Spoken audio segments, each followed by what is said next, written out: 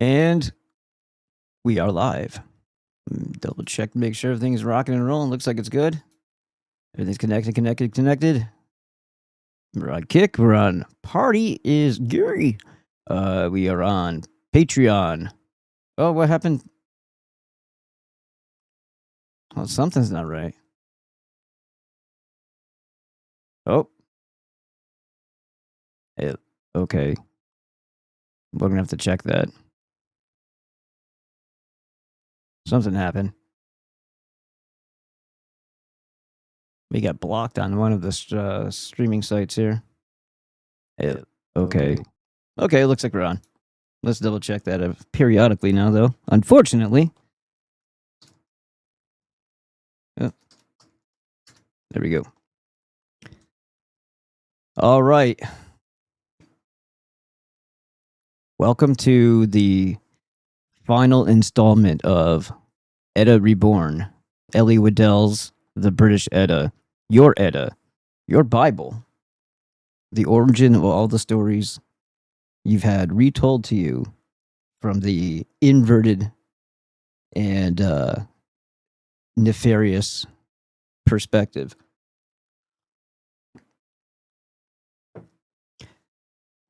And this is my book, Priestcraft Beyond Babylon. A lot of the core background details are in here, and if I'm ever able to find time, then the next book will be about the makers of civilization and race and history, the British Edda, and the biography of Lawrence Austin Waddell. In addition to connecting it to the genocidal eugenics program that is modern day pharmakia, i.e. allopathic medicine. So check this out if you don't have it already. It's at Barnes & Noble. You can just go to my website, which is right up above me, right there. All right. And you can find the links for Barnes & Noble. You can find the links for Amazon and a couple others. All right, let's get to it.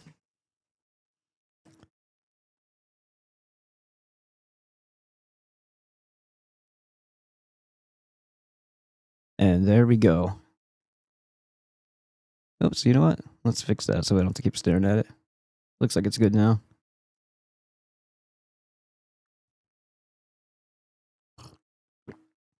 So we've left off. We were just about to start Appendices Part 2.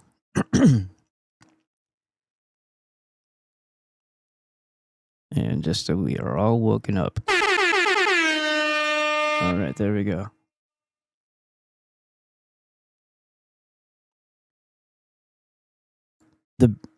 The name Edda. The name Edda, by which this body of ancient Gothic epic poems is now generally known, has hitherto been the subject of many improbable and fantastic conjectures. It was applied to the prose work of the Icelander and Wodenist jerk-off, Snorri, by later writers, though it is uncertain whether he used it for that work himself, as that title is generally stated to be first found written on a manuscript copy of his treatise of about 50 years after his death. Nor is it found as a title on any of the older manuscript poems of these epics. The word so spelt with a double D ordinarily means, in Icelandic only, great-grandmother and mother, and it could not be shown how this meaning could aptly designate these epics. Even now, when our new literal translation and rearrangement of the epics by our new historical keys shows the unsuspected prominence of the Eden matriarch in her inveterate conflict with Thor and his early Aryan Goths throughout the poems, such an origin for the title is put out of question, as it is neither descriptive of the collection, which celebrate the victories of the Goths and not the Edenites, nor is the matriarch even once called Edda in any of the poems. nor does that word occur in any of the poems themselves except in a single odd and later ballad, which in both its character and diction is really outside the genuine Eddic cycle except for one stanza. This ballad called the Rig's Tale or the King's Tale, which is supposed from its spelling to date from about 1200 AD, does not exist in the Codex Regius and other collections of the Edda, but is only found on a stray leaf at the very end of the Codex Vermanus. It purports to describe domiciliary. I can say the word, I just can't think. Domiciliarily visits by King Homedaler Thor to his subjects, but it credits him with immoral behavior entirely foreign to his real character, as uniformly attested throughout the whole body of the genuine epic poems without a single exception, and thus betrays its spuriousness. It moreover contains many inconsistencies, and to crown all, the name Edda therein is merely applied to an old peasant woman in its normal sense of great-grandmother, and not to the matriarch Frigg, El, or Gull, who does not appear in it at all. The latest notion on the origin and meaning. So basically what he's saying there is a lot of people added things to this tale that were, you could say, non-canonical, or canonical, I should say. And they tried to pawn it off, expanding upon the stories, usually for nefarious reasons, or to co-opt, which is also nefarious, obviously. The latest notion on the origin and meaning of the word Edda is that is that of the authors of the chief magnum opus and established authority on the Edda, the Corpus Poeticum Boreal. They concoct a fantastic hypothesis resting on a string of obviously false conjectures, starting with the Teutonic theory of the European family of languages and of the Edda. They believe that the name Edda is a corruption of the German Erde or Ertha, meaning earth, which name they imagine was possibly applied to the Edda by the Germans as the fancied custodians of the original Gothic epics, because Tacitus, so they say, wrote that the Germans of his day, make Terra Mater the mother of Tuscan, whose son is Mare, and that perhaps they called their old songs Erta or Earth, and that perhaps a Scandinavian heard a German trader sing a snatch of one of these Earth songs, and then he puts it into his own tongue as neatly as he can, and the result is Edda. Wow, that's a lot of strings of maybes and probablys, huh? But the facts are quite otherwise. Tacitus did not mention Mother Earth at all as an ancestress claimed by the Germans. What he wrote was, they, the Germans, celebrate an earth-born god Tushio and his son Manus as the origin of their race and their founders. Tacticus Germania translate church, and okay, they're just telling you who it is, not where it came from. Besides, the Germans never were, as we have seen, the custodians or originators of these Gothic epics, nor even knew the script, the runes in which they are enshrined, nor did they, whilst worshipping Woden and Balder and Donner, or Thunder, even know the name of Thor in their own indigenous sagas and monuments, nor could the word Ertha, earth, with its radical R, ever become Edda, as has been suggested. Now remember, not all German and Germanic people are created equally, right? There were a generalized wolf totem for a lot of them. Not all of it was bad, not all of it was great. As we know, the wolf cult tribe did in fact assist in the fight against Thor on the side of the sorceress. On the other hand, on freshly examining the actual facts in the light of the new evidence and new historical keys, I found that all unsuspectedly the word Edda as a title for these epics does not actually occur, and freely so, in the text of the oldest of all these epics, namely the Sibyl's Vision. It there occurs in the form of Edda, EDA. The runic letter D was often written in old manuscripts as a double D and is used to evidently denote the body of the great epic in a constantly recurring interrogative refrain used by the Sibyl to emphasize critical points and to introduce new developments. This refrain is Vited un Edda havat, which literally means wit ye then the Edda, what? And which I have Englished as know ye yet the Edda, know ye yet it all, in order to emphasize its pause, as the Sibyl obviously halted here for a period for dramatic effect. This name Edda for the great collection of ancestral hymns of the Goths in the West seems probably the equivalent of the title Veda, like the Vedas, which were also penned by the Goths.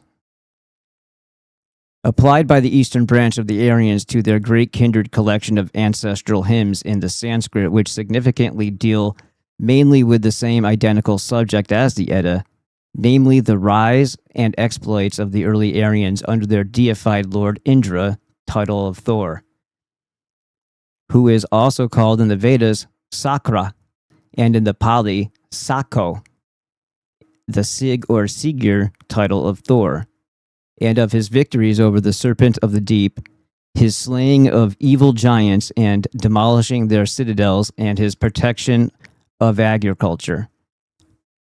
Veda in Sanskrit from vid, perceive or know, is equivalent to fido, of the Old Greek meaning to view, see, or perceive, and therefore to know and literally faith on the principle of seeing is believing. And these roots, with their cognates in all the leading branches of the Aryan family of languages, ancient and modern, including ancient Egyptian, I have shown to be derived from the Sumerian bid, biad, or fid, possessing these identical meanings. Let's see. Now, significantly, the initial F early dropped out of Western or European branch of the Aryan languages as represented in by the Greek. Thus, Fido became laterally the Greek Ido, with the derivative idea. Thus, we apparently get the Eddic Gothic Edda as the dialectic Western equivalent of the Sanskrit Veda for this sacred collection of ancestral poems celebrating the rise of the Aryans. It would thus seem that the Gothic term Edda designated these poems as the knowledge, including history of their ancestral Aryans and their object of faith. Moreover, this name Edda is cognate also with idol or ideal, a short descriptive pastoral poem from the Greek Aid Ulion, diminutive of eidos, view, appearance, descriptive, and no more appropriate definition of Edda or Edda could be given than ideal or idyllic. As the spelling Edda with the double D has now been so long current, I have retained it in my translations and in the descriptive notes and title. So it's the knowledge, including history. The home of the Edda in Britain. The original home of the Edda epic was, as we have found, Cappadocia in Asia Minor, the home of St. George, the patron saint of England. But the medieval form in which the Edda text now exists shows that the epic had early been transplanted into and naturalized in Britain. It was presumably carried westwards there via the Mediterranean and St. George's Channel in the early pre-Christian period by colonizing Aryan Phoenician Barats, or seafaring British Goths, as their precious ancestral heirloom, and handed down there through the centuries in writing from generation to generation, and becoming in the process from time to time modernized in its diction to adapt it to the evolution of the Briton or English tongue. It has already been described in the introduction how the Edda manuscripts were found preserved in the remote fastness of Iceland on the introduction of Christianity there, that there was wholesale destruction of ancient Britain manuscripts in the British Isles by the early Christian missionaries, who stigmatized those manuscripts as subversively pagan, that Iceland first derived its writing books and civilization from the west of Scotland and Ireland, that the topography, scenery, towns, people, flora, and fauna, including serpents and climate described in the Edda, are foreign to Iceland, that the Edda is of the pre-Christian period, exhibiting no traces whatsoever of Christian influence, that like all very ancient poetry, it is anonymous, that the verse and writing is Gothic, and the language is of the Gothic family to which early English and Anglo-Saxon belong. And that let me repeat that, that the verse and writing is Gothic, and the language is of the Gothic family to which English and Anglo-Saxon belong, and that leading English and Scandinavian scholars on the Edda admit that many of the critical words therein are neither Icelandic nor Norse, but English, and that the great majority of the poems were composed in the British Isles, the greater number probably in Northern Ireland, but some of it may be in Ireland and Scotland or in the Scottish Isles. Very few Edda lays seem to have arisen outside the British Isles. We find in most of the poems a goodly number of words which are of English origin and cannot be shown to have been in general use in Norway or Iceland. Yet, strange to say, all these Eddic scholars, whilst holding that the Edda lays were almost wholly composed in the British Isles, nevertheless conjecture that the composers were not Britons at all, but were problematic Norwegian bards or priests who are supposed to have been resident in Britain and had picked up British words. That notion has arisen through Eddic scholars having hitherto universally believed that the Edda was merely mythological and the invention of Norse priests and bards merely because the chief heroes, Thor and Woden, were believed to be exotic to Britain and purely Norse and Germanic or Teutonic gods, even though the name Thor is unknown in German mythological literature. And because all Eddic scholars have blindly followed Snorri in his mythological notions of the epic and in his gross misreadings and perversions of critical stanzas of the Edda texts. On the other hand, we have seen that those two personages, Thor and Woden, were strictly human and were equally the popular pre-Christian heroes and deified heroes or gods in ancient Britain and amongst Anglo-Saxons, and that whilst the Britons and Anglo-Saxons were of the same race as the Norse, with the same general traditions and close affinity in language, and using the same style of runic writing in which the Edda epic was written, the British relationships with the Edda are predominant. And the attempts of Eddic scholars at capturing the language of the numerous runic inscriptions of the North England and Scotland for Iceland have, according to the chief authority on these inscriptions, everywhere necessarily failed. One of the most striking evidences for Britain as the home of the Edda, apart from the critical British words and idioms in the text and the practical identity of the writing of the Edda manuscripts with the medieval British and early English of about the same date, and the nests of Eddic names and associated legends found widespread over Britain, with the currency of the names of Thor, Woden, etc., is the fact that the popular and hitherto believed indigenous British legend of King Arthur and his Holy Grail is now discovered and demonstrated to be based upon the memory and achievements of the chief hero of the Edda epic, Thor or Thor, which means Aryan Thor, that had lingered on indigenously in Britain after the loss of the Edda manuscript. Whilst on the other hand, there is no corresponding Arthurian legend in Scandinavian nor in Teutonic literature. Similarly, under his title of Saint George, Erthor or Arthur became not only the patron saint of England, and his slaying of the dragon is still a part of the royal insignia, but the great western seaway of Britain was named after him, St. George's Channel, and his cross still forms the standard of the British Navy. St. George was preeminent amongst the saints of England, and all English soldiers were bound under severe penalties to carry the distinguishing badge of St. George's Red Cross. Likewise, as Andorra or Andrew, he became the patron saint of Scotland with his cross, his X cross. Another significant point in hold on.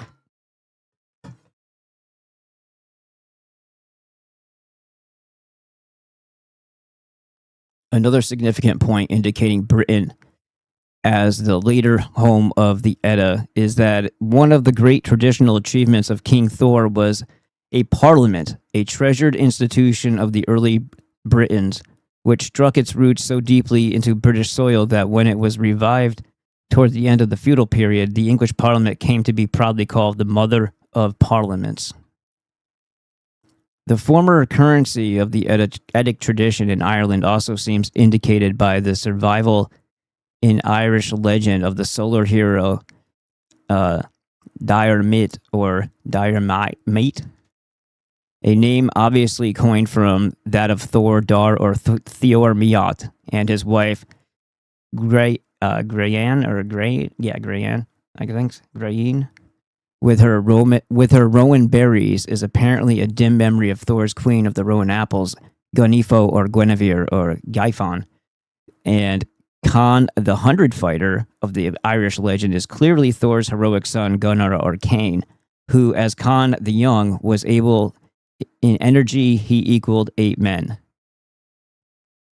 And when more mature, he equaled 900 men. Whilst Balor of the Evil Eye, the fall of the fiery stone or wheel weapon are clearly a confused memory of the malignant Balder or Val with his fiery stone missile, and Lug is the Loki title of the same personage. And Gwydion, in the Welsh legend of the harrying of hell, appears to be a confused spelling of the name of Gun or Cain, or Gawain of the Edda, who took a prominent part in the achievement. This name seems more faithfully preserved in Gwion the Little, who in the Welsh legend held temporary charge of the magic cauldron of hell, identifying him with the young prince Gun of the Edda, who possessed himself of that fetish bowl. The wholesale fanatical destruction of the pre-Christian manuscripts and monuments in Britain. This is why I have an issue with them, you know? They destroy history. Why are they afraid? What are they doing? What evidence are they trying to erase to make themselves the arbiters of all things good? Why are they trying to eliminate the true roots and origins of that which they've co-opted and stolen? And why is this always a pattern with the Abrahamic religions, including Islam? To destroy everything that came before it. So I'll say this again. The wholesale fanatical destruction of pre-Christian manuscripts and monuments in Britain, stigmatized as pagan by the proselytizing early Christian missionaries, is extensively referred to with pride in early ecclesiastical history, the details of which would fill a volume. The destruction of such manuscripts by burning was a usual prelude to the Christian baptism of chiefs and their people. Here may be mentioned the Edict of Nantes of 658 AD, one of several issued to the Christian clergy for the destruction of pre-Christian stone monuments, which were not so readily disposed of as manuscripts. Why isn't there a lot of evidence? Well, here's your answer. There's still plenty of evidence. But just think of how this world would look if people didn't go around destroying history. And who does that most? People charged by a fanatical religious doctrine. That's who. Another cult with a different name. It's a creed that, as in remote places and woodlands, there stand certain stones which the people worship. Do they actually worship the stones, or are they just venerating at the image of it? And at which vows are made. This is the perspective of them, who are very narrow-minded and superficial in thinking, not very deep.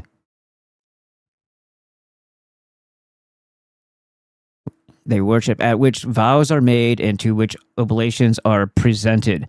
We decree that they all be cast down and concealed in such a place that their worshippers may not be able to find them. And then how many generations does it take for them to lose touch with their true history? Not many. Especially if there's penalties for teaching it to your children, including death. Similar edicts were issued by Alfred Canute on his conversion and by other converted kings in Britain. In the 11th century, details are recorded of the total destruction of such monuments and manuscripts at Verulam or St. Albans, the pre-Roman British capital of the Cate ruling clan of Britons on the Olding or Waddling Street, the great arterial northern road of the pre-Roman Britons, and preserving the name of the Oldling title of Thor's royal clan in the Edda. Yep. O-E, I believe is how it was spelled originally, O-E-D-L-I-N-G. And so late as 1642, the General Assembly of the Established Church of Scotland threw down and broke in pieces, amongst other Eddic monuments, the fine sculptures of Thor as Yendri or Andrew at St. Andrews, and the magnificently sculptured runic cross at Ruthwell in Dumfriesshire, one of the finest runic Gothic crosses in Europe, although it was clearly of the transitional period and contained figures of Christ and his disciples, as well as Thorist and Eddic scenes and emblems. Even in Iceland, the destruction of Eddic manuscripts, which went on in Iceland at the end of the 17th century, would have left little to be gathered. You want to know where your history went? Do you really want to devote your life to the people who actually destroyed the truth? This is the question I ask, because when you hear this, do you feel like you've been duped? Do you feel like there's maybe a controlling hand that's quite dark? They don't have your best interests at heart if they're trying to destroy truth on you and erase your past and your origins and your roots and your ancestry. Well, who does that? That's never done in a good way for a good purpose. It's to control you. It's to condition and program you into their way of thinking with their ideals. Even in Iceland, the destruction of the Eddic manuscripts, which I think we already said that, at the vellums which still survived in Bishop Brynwulf's possession at his death, were scattered, mutilated, or destroyed within a few years. So deeply rooted was the Eddic cult, and they say that word in a good way in reference to this because it's a son religion of Thor in Britain, and so little did it differ. So little did it differ with its dogma of brotherly love. Who did they steal this from, though? So you have to ask yourself, if this is a copy, if Christianity is a copy, are they sincere? Because look at what they did in order to capture that and co-opt it. Did they go about it in a upright and good way, or did they do it in a murderous and destructive way, destroying history as they went? So how can they play good after that? So little did it differ with its dogma of brotherly love and its true cross emblem from that of Christianity. So which is the real one, the one that came first? That for several centuries in the early Christian period in Britain, the artists imbued with their ancestral respect for the Edda represented Christ in the conventional form of Thor or Odin. So a very muscular Thor. I mean, a very muscular Christ, right? Tall, big. Along with the usual or Eddic symbols and the exploits of Thor. Such are the many stone crosses throughout Great Britain that have escaped destruction or have been unearthed from where they were hidden and now termed early Christian, co-opting. While it's only a few of the genuine pre-Christian crosses still survive or have been excavated. And this is another reason why, when you see throughout history, why they find sites and items that you would find of value and of use buried, and then they're found again hundreds, if not thousands, of years later. Something like this occurs, and they do that in order to protect and preserve the artifacts or the relics or the items that mean the most to them. They might be murdered, but some evidence of their existence will survive. And amongst the many British sites named after those prehistoric crosses, one of Eddic significance is the Rowan Tree Cross.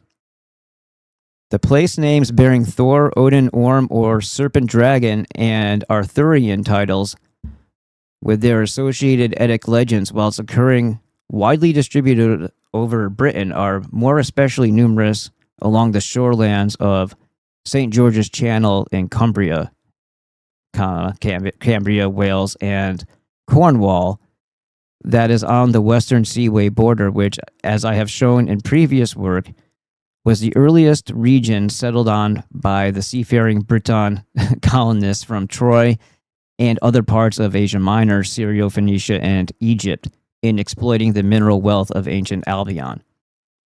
Those tracts usually contain prehistoric mine workings and are especially rich in prehistoric monuments, which sometimes bear Sumerian cup mark inscriptions, pre-Christian or transition period sun crosses with symbols identical with the Hitto-Sumerian, Trojan, and Eddic monuments. So rich is the Cumberland district in Eddic monuments, a district which, through its hilly inaccessibility, escaped to some extent the destruction which befell the plains, that Professor Collingwood, in the belief that the Eddic epic was merely mythical, writes, "The neighborhood of Gosforth was indeed geographically the focus of all the influences which fostered the birth of the Eddic poems." No, it wasn't. It's the only thing that was left over. So they're saying because there was a concentration left there, that was the focus. And that's the misconception. It's like, no, the Christians did a sweep job, as did others, to try to eliminate and destroy. So who's behind the establishment? I'm not saying of Christ, but of the church. The same cult. The same cult that's been battling us forever. I mean, if you want, and especially if they're tying it to Judaism, the Old Testament, and any of the other stuff, like those are directly those people from that ancient cult of child sacrifice.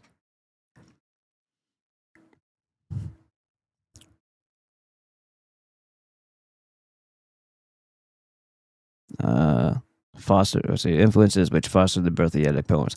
Let me read that again. The neighborhood of Gosforth was indeed geographically the focus of all the influences which fostered the birth of the Eddic poems. Not really, it's the only one that survived. The Arthur legend also is widely diffused over Scotland as well as England and Wales, with many Arthur seats. The numerous Green Man signboards on old inns in the south of England commemorate the former notoriety of that Eddic personage of the Arthur legend, and that's Woden, by the way. And Gower Peninsula in Glamorganshire, with its Worm's Head and Arthurian legends as a site of old Stone Age man, and bordering St. George's Channel, suggests by his name the Sumerian Gwar or Gur and Eddic Gier or Gur titles of Erthor as George or St. George. The characteristic British, and whenever I see this, Gier or Gur, I already know that they're going to talk about George, so I kind of jumped ahead a little bit there.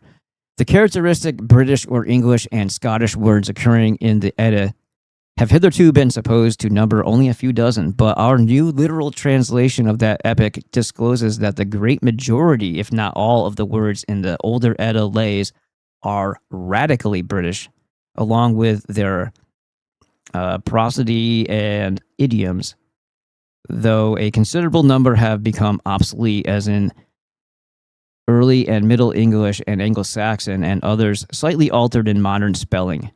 So striking, indeed, is the essential similarity of the Eddic language with English that Marsh, although holding the then prevalent belief that the Eddic language was Icelandic and Scandinavian, declared in his History of the English Language, I should unhesitatingly place Icelandic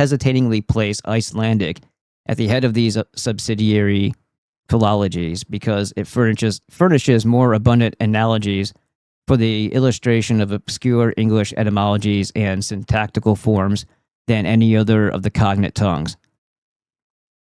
Almost every sound which is characteristic of English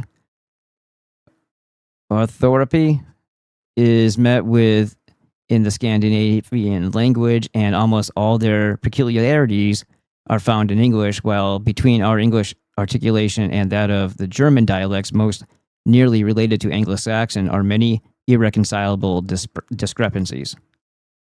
That was the end of his comments.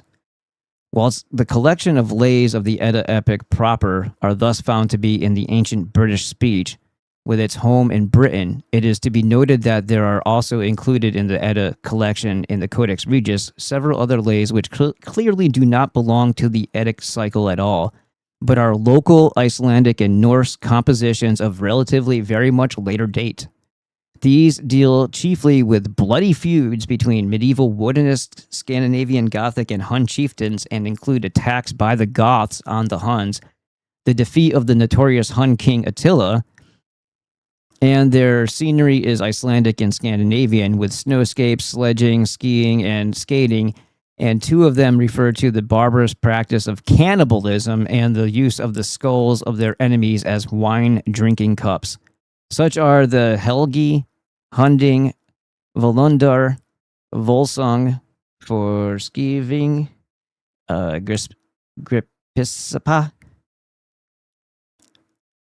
Grudemar, Hamdus, Atla, composed from its internal evidence in Greenland, which was colonized from Iceland in 985 AD, and some other minor lays. They are sagas and do not really form a part of the Edda epic collection, though their verse imitates crudely that of the Edda poems. Fan fiction, but not so much fiction. It might have some relation to some things that happen, but it's not the original story. The minstrels who sang the Edda at festivals. The opening lines of the Central Edda state that the epic was told, sung, or recited on the holy day, or festival, but it does not specify what particular holy day or festival it was. Sunday, the first day of the week, was presumably the holy day of the later sun-worshipping Goths. But this epic, which even in its abridged form in the Central Edda contains over 500 lines, was probably recited at one of the great Gothic festivals. The only festival actually named in the Edda is the Harvest Tide, on which it is stated that King Arthur or Arthur drank wine ceremoniously out of the captured bowl of Eden as the Holy Grail. For such a feast of material rejoicing, the theme of the Central Edda would be especially appropriate, as it chronicled Adam Thor's victory over Eden and his establishment of civilization with agriculture, industrial life, and the religion of heaven and the cross. Gee, that sounds really familiar. Where did they get that from? Where those guys in the Christians get that from? The religion of heaven and the cross? They didn't come up with that themselves? No? It was us? They owe everything to us? The people they tried to erase from history? Isn't that something? So if somebody does something like that, what do you think their intent is? Of course, they're going to play the game to get you to respond properly and positively to their command and their teachings and their indoctrination. But does that mean that what their intent is actually good? Or does it mean that they are trying to alter you into being what they want you to be? And that's a control mechanism of theirs. The other great festival of the early Aryans or Goths was the Yule, a Sumerian name as I have shown. The festival of the winter solstice, or the returning of the sun, which old pagan festival of Yuletide, was laterally adopted by Christianity for the birthday of Christ, for mythological analogy. I'll say that again because I'm kind of stumbling right now. The other great festival of the early Aryans or Goths was the Yule, a Sumerian name as I have shown, the festival of the winter solstice, or the returning of the sun, which old pagan festival of Yuletide was laterally adopted by Christianity for the birthday of Christ for mythological analogy. St. George's Day was another especially holy day of the Aryans of the pre-Christian period, on which the Eddic heroic poems on St. George and his defeat of the dragon were doubtless sung. In England, this festival falls on the 23rd of April, according to the calendar of the Romish Church, which includes so many pagan saints and their days as Christian. And in England, blue coats were formerly worn by people of fashion on this day. The festival is held on the same date in Cappadocia and Syria under the Greek Church. In general agreement with this date, the Mohammedan historian of the 15th century of our era, writing of Babylonia, records that the Christians of Chaldea celebrate the festival of St. George, Jesus or Georgius, towards the end of the month of Nisan. Now, Nisan is the Semitic Chaldean name for the first month of the Sumerian year, which was an agricultural year beginning with the advent of the spring, corresponding to the month extending from the 25th of March to the 24th of April, which month was significantly called by the Sumerians month of the house of Zag, which is Thor, of the bowl or jar. This definitely identifies St. George of Babylonian tradition with Thor or Sig or Zag of the trophy bowl of Eden or the Holy Grail, and further confirms the identity of Thor. And then they just list a bunch of his names: Gir, Gor, Arthur, with St. George, the Sumerian Gwar, Gur, or Gwer.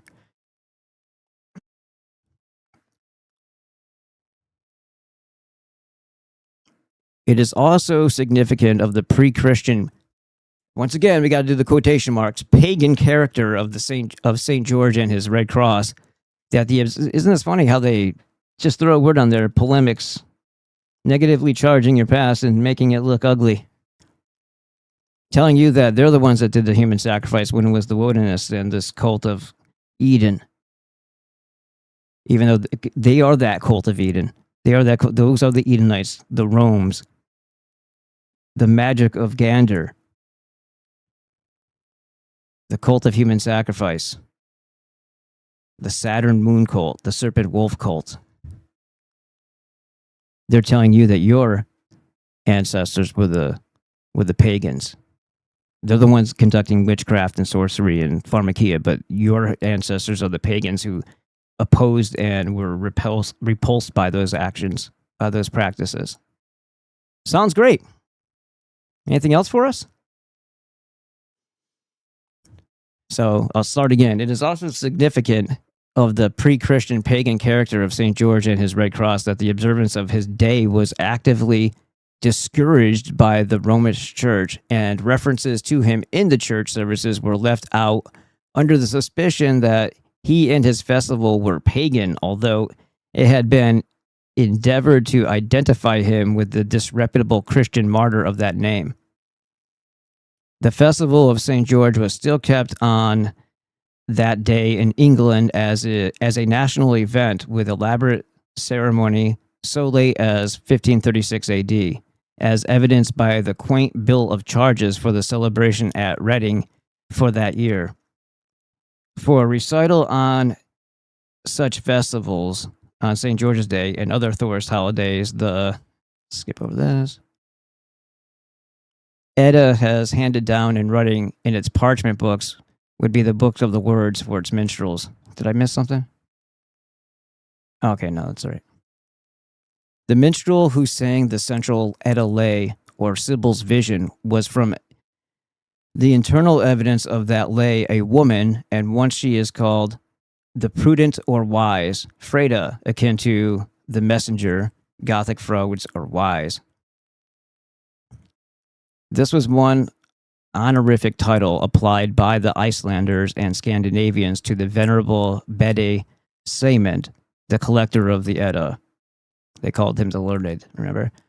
And to some other distinguished historians in the sense of the learned.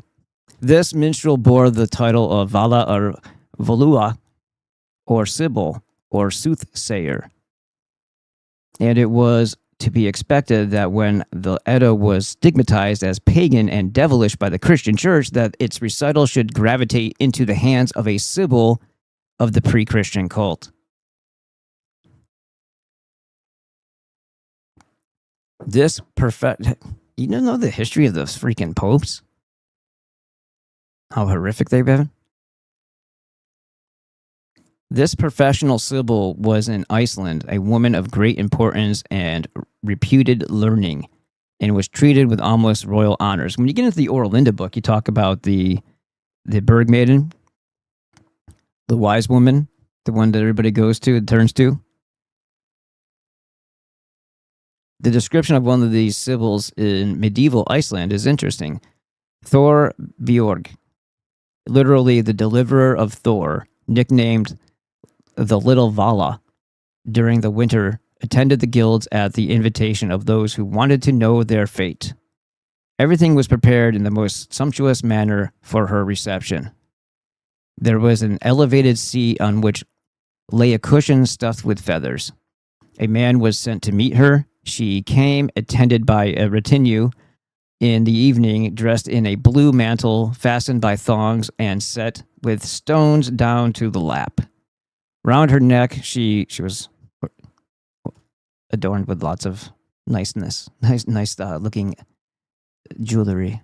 Round her neck, she had a necklace of glass beads. On her head, a hood of black lambskin lined with white catskin.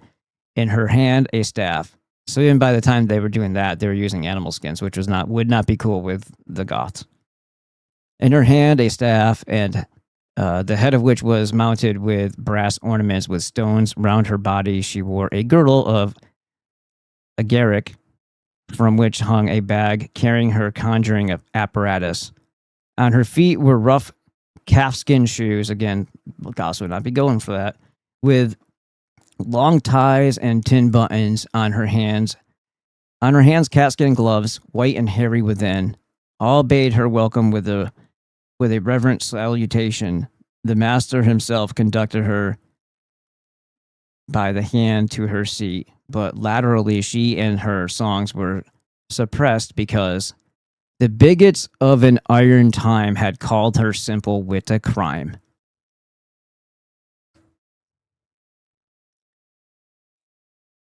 Thor's multiple titles in Sumerian. Thor's multiple titles in the Edda and in Sumerian and Babylonian documents. Like the subsequent kings and emperors in Babylonia, ancient Egypt, India, etc., and like the Trojan and Greek kings and heroes of Homer, and like the multiple titles of God as the Lord, the Most High, Almighty, the Omnipotent, the Omniscient, King of Heaven, Lord of all, Lord of Hosts, etc., King Thor is also called by many different names and titles in the Edda: personal, place, regnal, religious, and others besides his original birth name. Thus, he is variously called in the Edda Ad, with dialectic Od, Andvari, or Yendri, Adar, Asa, which means Lord, Bil, Dan, Dar, or Dur, or Thor, Gwer, or Gier, or George, Hod, Miat, Mioth, or Modi, Odin, Oku, Otar, Rab, Sig, and it goes on, Yig, which corresponds to his Sumerian title of Adadamu, Adada, Andara, Indura, Bel, Bil, Dan, Dar. It just goes on and on. You get it. Lots of names. Here are chiefly detailed his titles of Dar and Dur in relation to their late dialectic form Thor, Goer, or George, Odin, Sig, Sigurdar, and Ig, and Adam.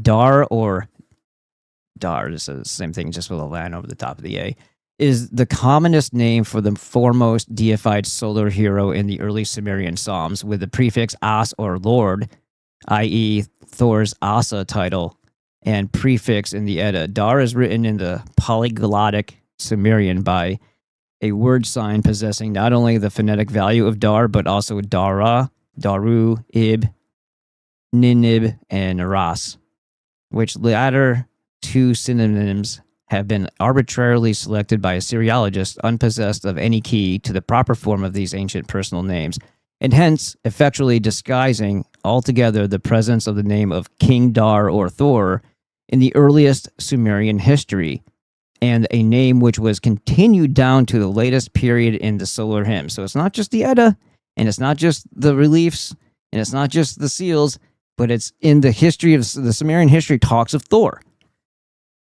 In the Eddic Gothic Thor, was originally written Darth, meaning being a late, written as Dar, th being a late dialectic letter for D, and the A having lately changed dialectically to O, and formerly written by the same sign. This Dar word sign for his name was also given by the Sumerians in the synonyms of Sigdar or Hud or Hod, Dar, Hadar, and Gardar, by prefixing the sign of the mace or scepter, the special emblem of King Thor, on his mace sign. This discloses the Sumerian originals of Thor's Eddic titles of Sig, and then this goes Otar, Od, Hod, the latter three by the not infrequent dropping out of the initial H, as in Ati or Hati or Hittite, etc., and on the Sumerian O for the vowel sign hitherto. Adam, the Hebrew title of King Thor, or Ad or Adda. So just think of that. Anytime you hear them talk about Adam and Eve, they're talking about Thor. They're talking about Thor. They're talking about Odin, Thor. Okay? The Hebrew title of King Thor, or Ad or Adda, is found to be derived from his later Sumerian and Babylonian name as Adamu, or the man Ad or Adda, after King Ad or Thor had become deified in order to distinguish him from his divine reflex. George as Adam Thor's title, as the historical human original of St. George of the Red Cross of Cappadocia, is represented in the Eddas as Goer or Gir. It is derived from his Sumerian title, Gar or Gardar. We're going to get past this a little bit. This title is also defined in bilingual Sumerian glossaries as the Lord, Asa. The scepter of the king, and from this Garzu, I have shown is derived our English word cross, and on the allied Guer or Kur as George. And on the the equivalency of George with Jove in modern swear words is now seen to be presumably owing to the identity of those two personages. I think we might actually be close to done here. Let's get to this. Tubal-Cain identical with Cain, the slayer of Baal, or Abel, and as the inventor of the plow. So I can get myself a little bit closer here. The second Aryan Gothic or Sumerian king, Gan, Jin, or Gun, the crown prince Gun or Khan of the Edda, the kin or Cain of the Hebrews, and Cain of our English version, the slayer of Baal, Ibla, Balder, Ipli, or Abel, and also known as Lucifer and Loki, and the leader of the husbandmen of his father, King Thor or Adam, has been demonstrated in my previous works to be the first great developer of agriculture and the inventor of the plow. In all the ancient traditions, he was a blacksmith, guys. In all the ancient traditions, Sumerian, Babylonian, Hittite, Phoenician, Egyptian, Indian, and ancient Britain, they all herald him as the inventor of the plow. He is now clearly identified with Tubal-Cain of the Genesis legend, which calls him the instructor of every artificer in brass, properly bronze and iron. This verse occurs in a stanza interpolated between the verses on the expanded succession of Lamech from Enoch and Cain, and the verse stating that Adam begot another son, Seth, instead of Abel, whom Cain slew. That text, which is involved and corrupt, makes Tubal-Cain to be the son of Lamech, who is made to declare that he had killed a man, and expressly associates himself with Cain, with whom we now find he was identical. The legendary so-called 10 antediluvian patriarchs of Genesis, from Adam to Noah are disclosed by the authentic historical Sumerian and Indian records to be merely a fictitious expansion of the first historical kings of the Aryans or Sumerians, Adam to Enoch, by extending the list with their titles so that Noah was identical with Enoch, as was indeed long suspected by biblical critics, and Lamech is identical with Cain. The name Lamech in Hebrew is obviously coined from the Chaldean Semitic Lamasu, name for the Sumerian Lama, the title for the second king in his later deified form as the colossal man-headed wild bull Cain, having the title of Amma or wild bull, not only in Sumerian, but also in the Indian records and in the Edda. And not to be confused with the raging bull, which is Balder or Baal, Loki / Lucifer. And in the making of Tubal-Cain into a son of Lamech is now seen to be merely a gratuitous conjecture of a late Semitic scribe from a corrupt text containing those names or titles. Further confirmation of the identity of Cain with Tubal-Cain, the artificer in bronze and iron, is supplied by the Book of Enoch, which originally written either in Hebrew or in its sister Aramaic script is now arbitrarily classed as apocryphal. It states, and Azazel taught men to make swords and knives and shields and breastplates. Remember, Azazel's supposed to be the big bad guy that's like, buddied up with Lilith, right? And remember that movie, Fallen? It was Azazel that was transferring back and forth between people as they were possessed by the touch.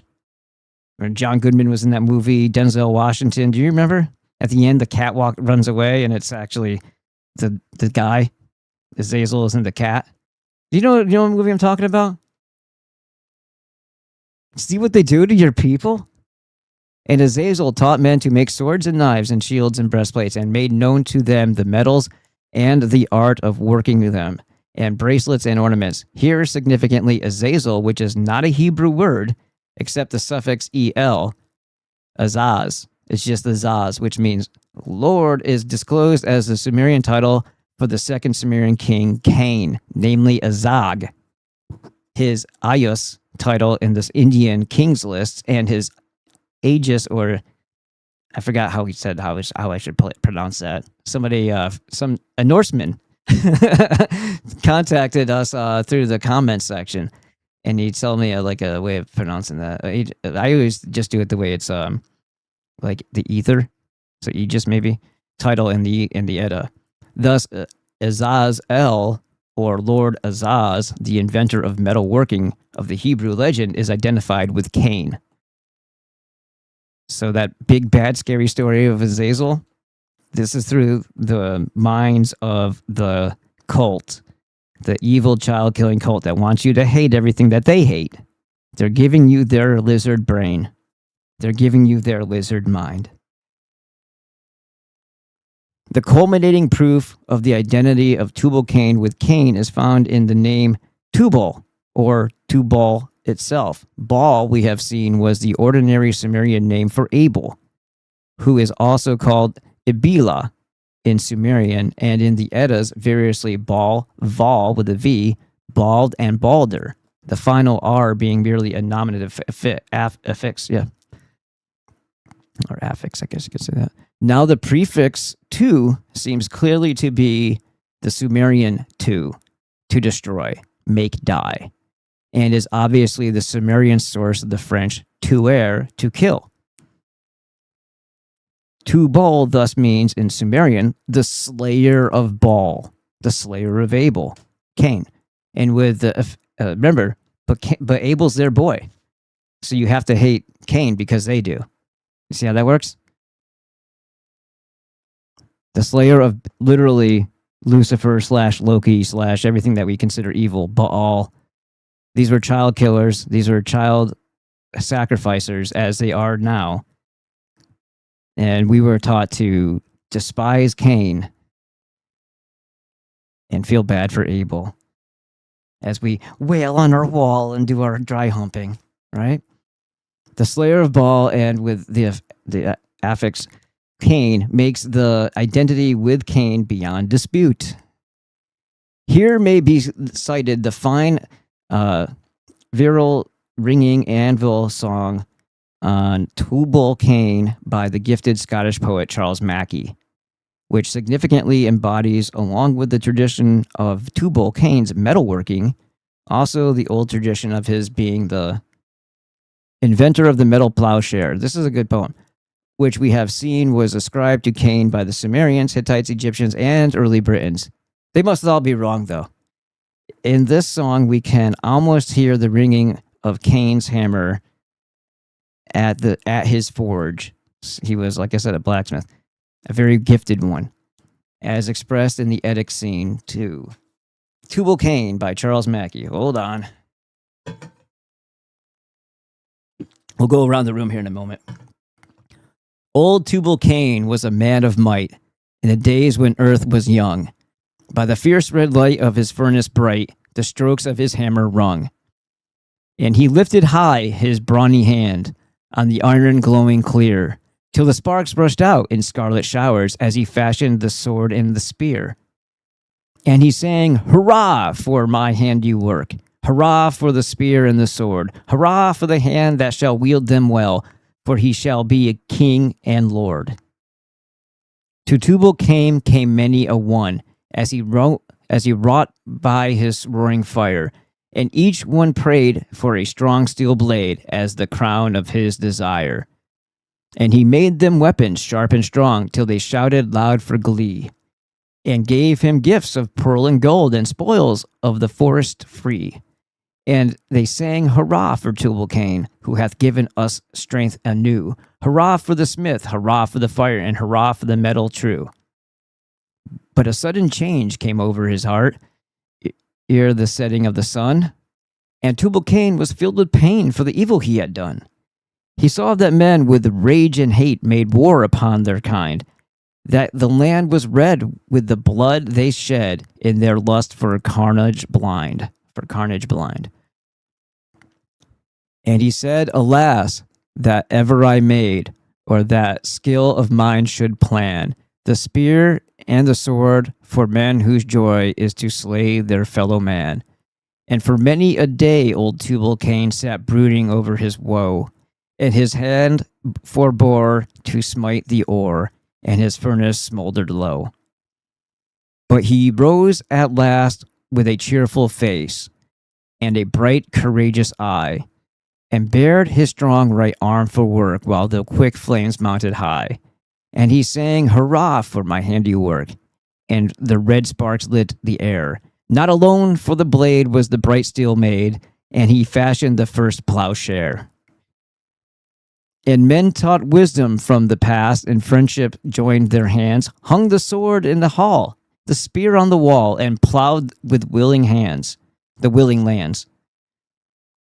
And sang, "Hurrah for Tubal Cain, our staunch good friend is he, and for the plowshare and the plow, to him our praise shall be.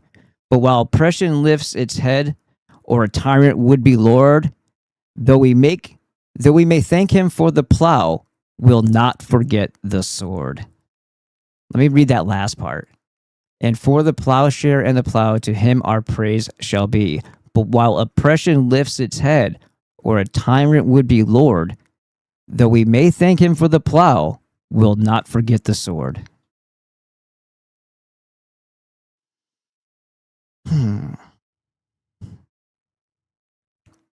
Now, it's just going to be notes after this, so we are done.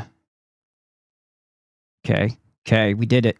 If you guys want to read through the notes, I actually did this when I was on the elliptical, but that I'll leave up to you. We're about to hit up makers of civilization and race and history. Let's have a look around the room first. Excuse me. All right. Let's see what's going on up in here. All right. So we have Dave in the house. So Dave, it didn't connect right away, but I think it's doing all right now. It took a little.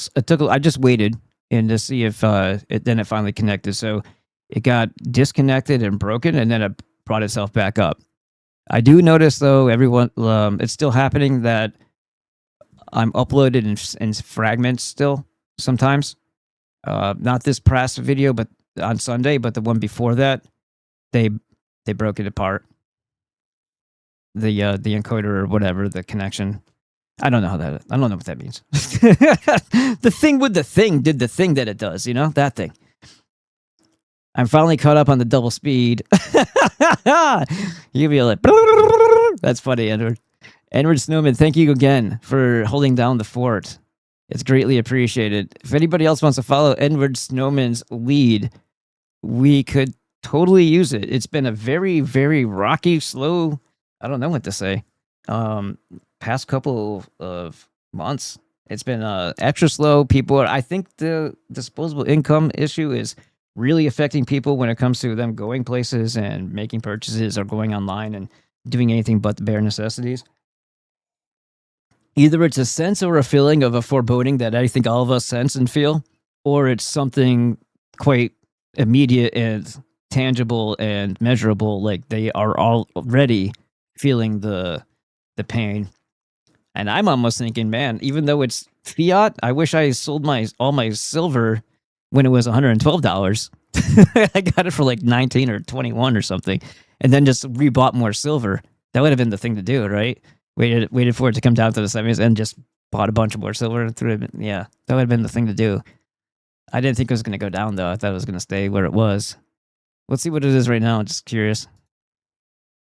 It was 77 last time I checked, or 70. No, it was 73.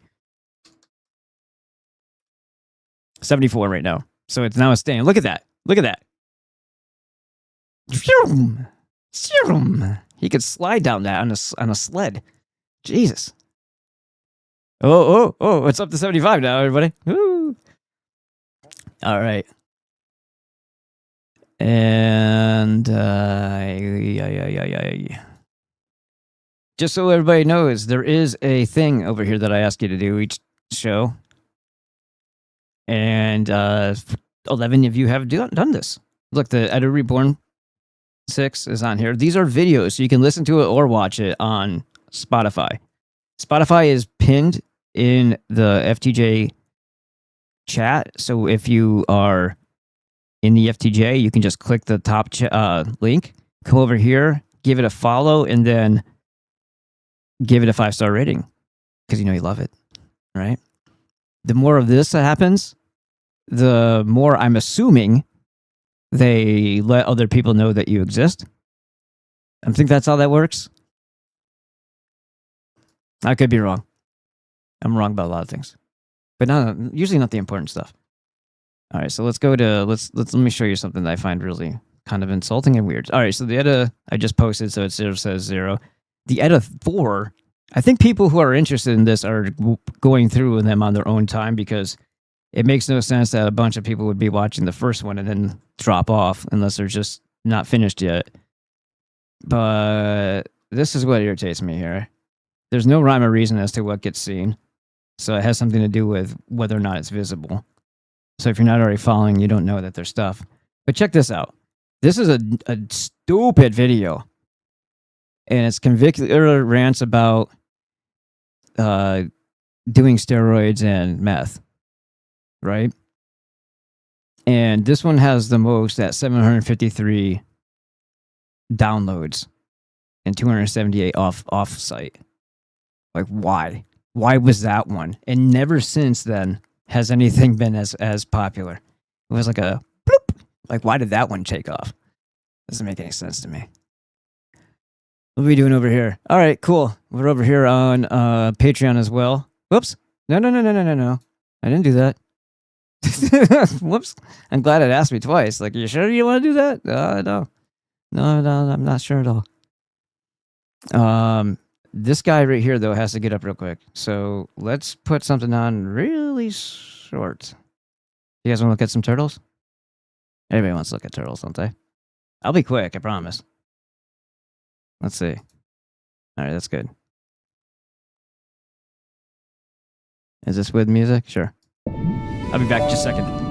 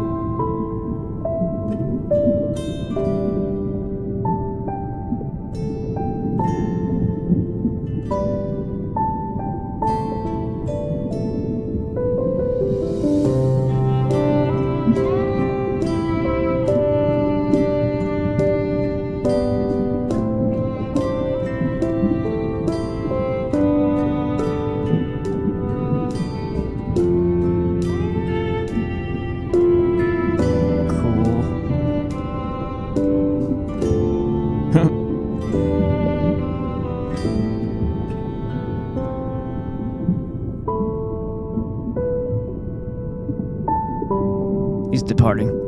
And we are done. All right, cool. Let's get back to it. We are in a new book now.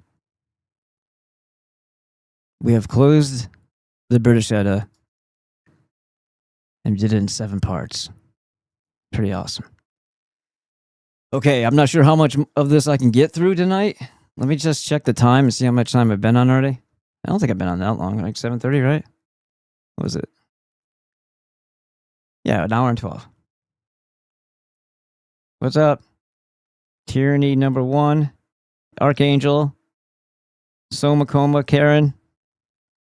That's what I was attempting to do. Oh, yeah. And we are on Broad shows until 2 more days, and then I'll be able to get back on the YouTube for Ballbusters. We'll see how long that lasts. But Bro Show is on YouTube. It's playing right now. If I can show you that, maybe. This is actually a really important video. When we get back into our regular stuff, when I go through the doom scrolling stuff, this is something that we should check out. If you haven't seen this, Discord is tied to Palantir, and it's really bad. His Mudahar, I'm not a huge fan of his delivery and other reasons, but he does a really good, straightforward video here. I wish he would take care of himself, though. I wish that for everybody. You can tell by the bags under his eyes. I know that's like ethnically, so they say, but it's really about the shitty food that they eat and the lack of concern for nutrition that really does do a number on people and eating all the wrong stuff. You can see it. You can see it on people once you recognize it. It's hard not to see it. Let's go to. Let's make a new one.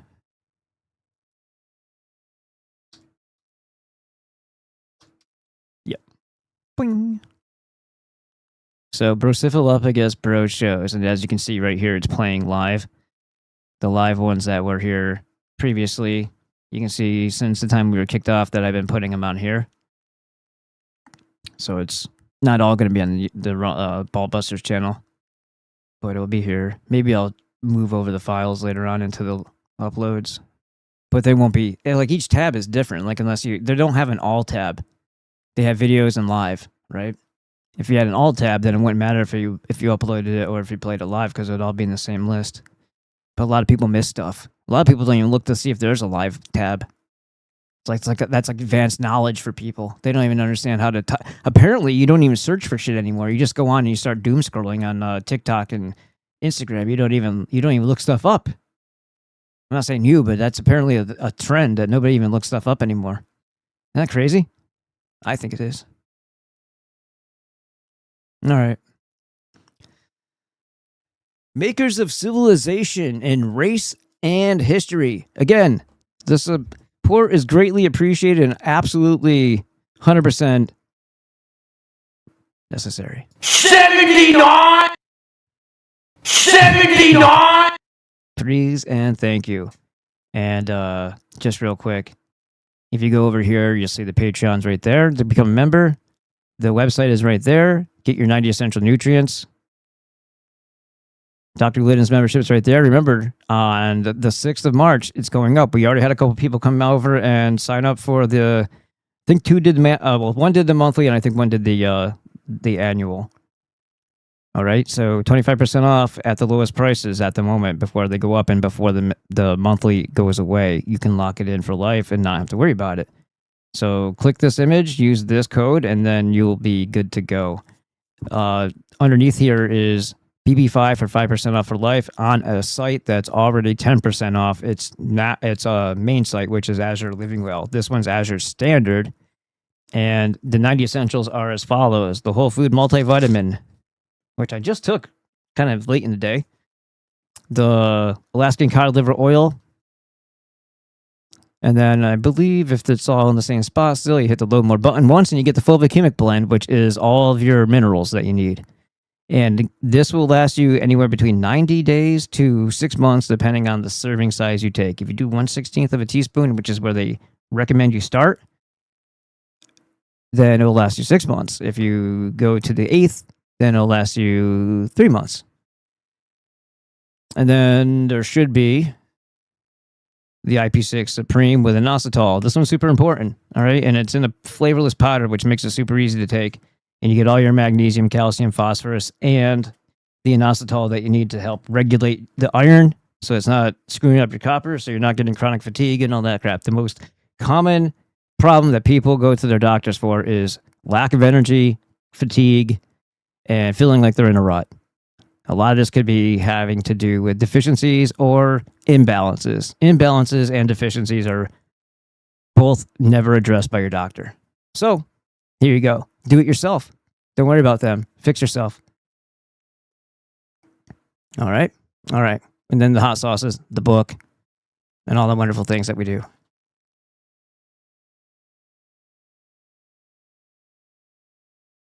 Makers of Civilization in Race and History by Lawrence Austin Waddell.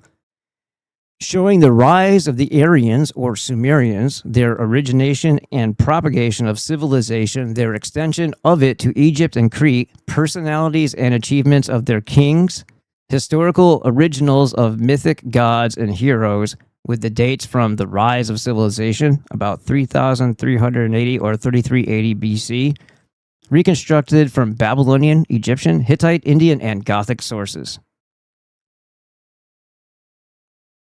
Now I'm going to have to scroll a lot. All right, here we go. This was in the previous, and he transfers it over here. Actually, vice versa, because I think the Makers of Civilization came out before the Edda. But this is part of the Edda. The message for the future is the message of the past. If you don't know your roots and you don't know your ancestry, anybody can tell you any story and force it upon you or make it so common that that's the only thing that you hear, and then you forget you lost your roots. You're rootless. You know how easy it is to manipulate people who are rootless? You know how much more easy it is to manipulate people if they don't have a sense of family bonds? Who are they living up to? Who are they stopping and hesitating and wondering if they should do this and if it would make somebody proud or not proud of them? If you don't have a sense of identity, anybody can sell you a cheap one. and it'll be very unfulfilling, but it'll be too late before you noticed. It is a commonplace that in order to achieve real progress in the present, it is necessary to know what has been accomplished in the past. Beautiful words already. I already love it. Say more, Mr. Waddell.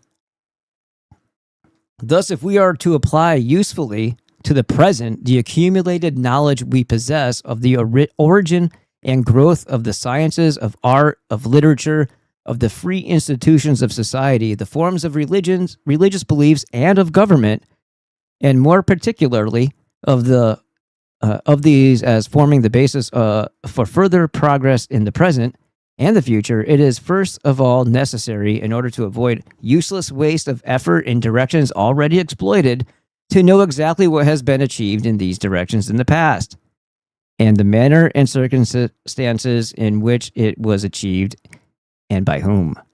And by whom.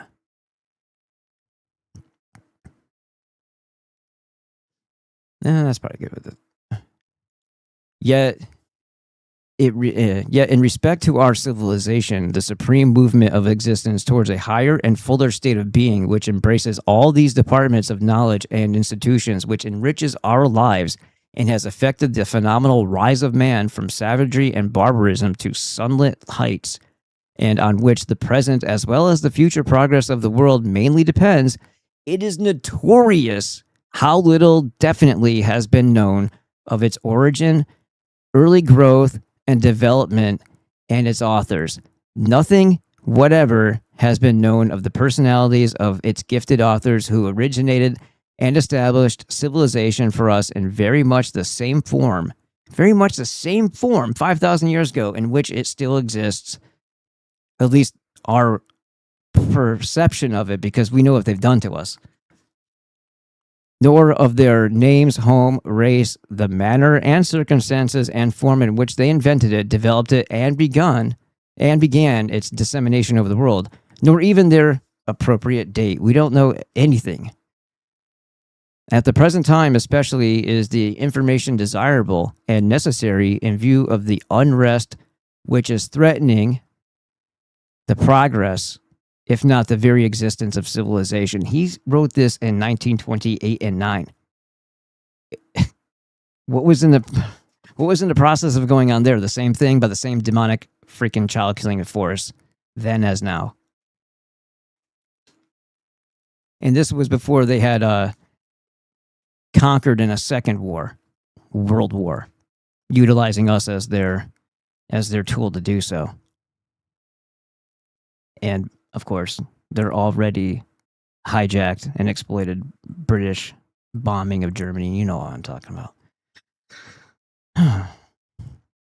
If not the very existence of civilization, and the menacing revolt by masses of the people and even otherwise educated people against its obligatory burdens, obviously in ignorance of how the priceless boon of civilization was achieved and of the superior race quality and higher intellects which made it possible, and which are still necessary for the continued efficient existence and progress of that elaborate complex of social and political organization called civilization. Yeah, and I mentioned this, I don't know if it was a Sunday or if it was in the last Edda.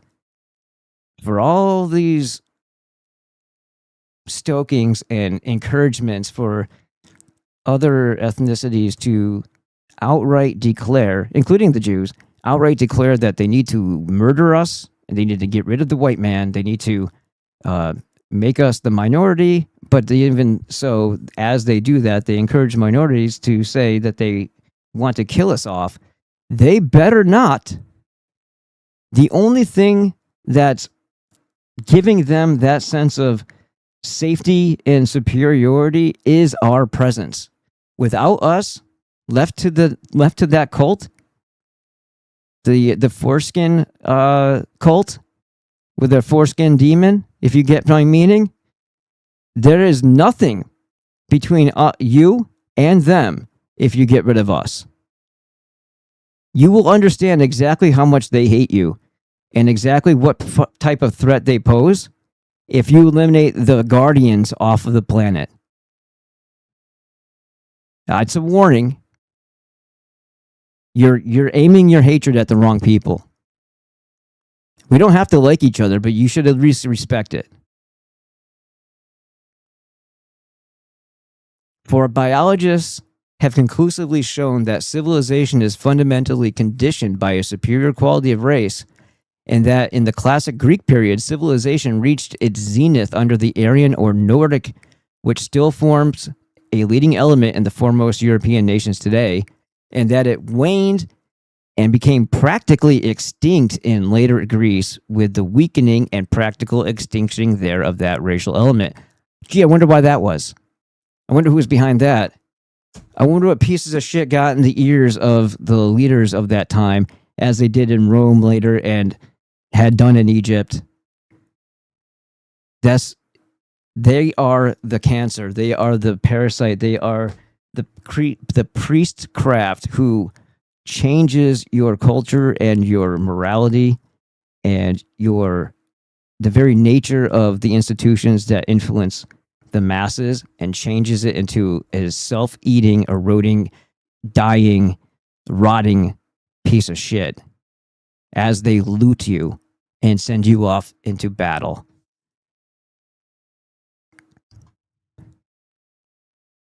That hitherto missing elementary knowledge as to the origin, names, and personalities, home, race, and date of those originators of creative genius who invented, established, and first developed and propagated civilization over the world is now offered in these pages from attesting new discoveries of concrete contemporary history from documents revealed by the spade on the horizon of written history. Dug up.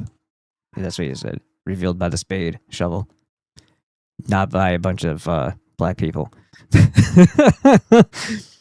This work now recovers this work now recovers for us those epoch-making culture heroes who originated civilization. That would be the Gothic Aryans that we just talked about in the Edda, with their long-lost real names, personalities, and authentic records of achievements and exploits as truly historical kings of fixed dates who have left. Now we went and established already with the Edda the who's and the what's. Now we're going to tell you exactly their historical record of existence, their life, their times, very close to the actual dates, if not exact, who have left us many of their actual contemporary inscribed monuments, along with full lists of their early kings and dynasties, with their regnal years extending continuously back to the rise of civilization. For they are disclosed as being already at that epoch as scientific people, accustomed to writing and calculation by calendar years, and possessed of a keen historical sense. They cared about their histories. They took them with them everywhere they went, even when they were being flushed out by the Assyrians and mass murdered, and the attempt to exterminate all of us, which you can write about, or you can read about in this book of mine by, it was either Ashurnazarpal or Ashurbanipal. I can't remember which one. Where he delighted in talking about how he was collecting lips and ears and eyes and all this other stuff and skinning people alive, pinning them to the ground, cutting out, the head, and then peeling back the skin while we were still alive. Children, people everywhere, hunting us down like animals. And that's why there was a huge influx into the Indus Valley at that time. We already had established a kingdom there, but there was a huge migration, like a second wave into the Indus Valley during the time of the Syrians mass murdering us at the hands or at the behest of the ancient cult that we had already beaten once. And that is beating us right now. We should probably stop that. It also recovers for us a mass of new concrete, inscriptional, and other authentic history regarding the personalities of the early propagators of civilization by land and sea over the Asia Minor, Mesopotamia, Egypt, Indo-Persia, the Mediterranean, Crete, and ancient Europe, including Britain, with their dates in times hitherto considered prehistoric, along with some light upon the lowly aboriginal races of the old world and their debasing cults who were reclaimed by civilization from savagery. That was the rehabilitation by Thor, teaching them right and wrong, and getting those who could be rehabilitated away from that cult of child sacrifice and sorcery and pharmakia. The ones who couldn't, the ones who were already engaged in the wicked practices, the fuck out of here, or you're going to go on the ground, bro. It moreover discloses the hitherto unknown and unsuspected. Hey, yeah, somebody made this statement, and I've been saying this for like 5 years now or more on video, that I have I respect the idea of and the use of the same tactics Vlad the Impaler used for evil people. And then someone had said in a video recently, we just found out all these who's are vampires and cannibals. What do you do with vampires? And then I thought, oh yeah, like stake them at the heart or impale them. Yeah, what an idea. Theoretically, and of course, just we're just hypothetically and totally not suggesting anything at all. It moreover discloses the hitherto unknown and unsuspected manner in which civilization was mainly propagated abroad from one common center from the earliest times down to the opening of the classic period in Europe. And most startling of all, perhaps, it establishes the fact that the Aryan race, now chiefly represented in purest form in northwestern Europe, including the British Isles, as the Nordic race, which has hitherto been generally regarded by historians, philologists, and anthropologists as the Cinderella of the civilized races. Where'd I go? As having been the youngest and latest of all, and as having borrowed its civilization and monotheistic religion already made from the Semites, bullshit, and others, is now, on the contrary, disclosed to be the oldest of all the civilized races and the parent of all other civilizations. We seeded everything. The reason civilization rose to any stature at all wasn't because this child-killing Semite cult wanted you to know shit or to progress. No, the more primitive you are, the easier you are to control, manipulate, abuse, and that's where they're taking us now, utilizing technology to make us more stupid and easy to control, and also using surveillance. They're retarding our development. It's a de-evolution because the goal is a mass murder or a diminishing of the population, a genocidal eugenics program, and whatever else they want to do with what's left is going to be primitive and it's going to be heavily enslaved in a way that you can't get out, utilizing technology and surveillance to where there's no way you could get the drop on somebody or even plan an escape. And there's going to be too many things messing up with your brain for that to even be considered as a thought. So now would probably be the time, not after. They lied. They are the ones who, through their European allies or fellow cult members in their lodges and their royal societies, have co-opted and poisoned scientific discoveries, archaeology, everything, so that it would point back to the Semites rather than to the people who actually created civilization, the only ones ever capable of doing so. What do you think's been happening from one kingdom or one empire to another that we've created? They come in, you can trace it through here, they come in and they erode it from within. And then when you're at your weakest, they open the gates up and talk to, wave your enemy in to finish you off, whom they've already made deals with. And then your kingdom changes hands. And then they move on to the next one. Everywhere we go, they follow us and they destroy and break down what we've built. They're like I said, they're like the Langoliers. The Oive, the people who are of that cult and of that ilk, want nothing but our destruction. And if they tell you otherwise, they are lying. They are the lying liars who lie. And yes, they use Christianity as their source or resource for cannon fodder, for sacrifice, for sending people off into battle to die for them. They don't rile themselves up. They don't send other Jews out to the battlefield. They send you.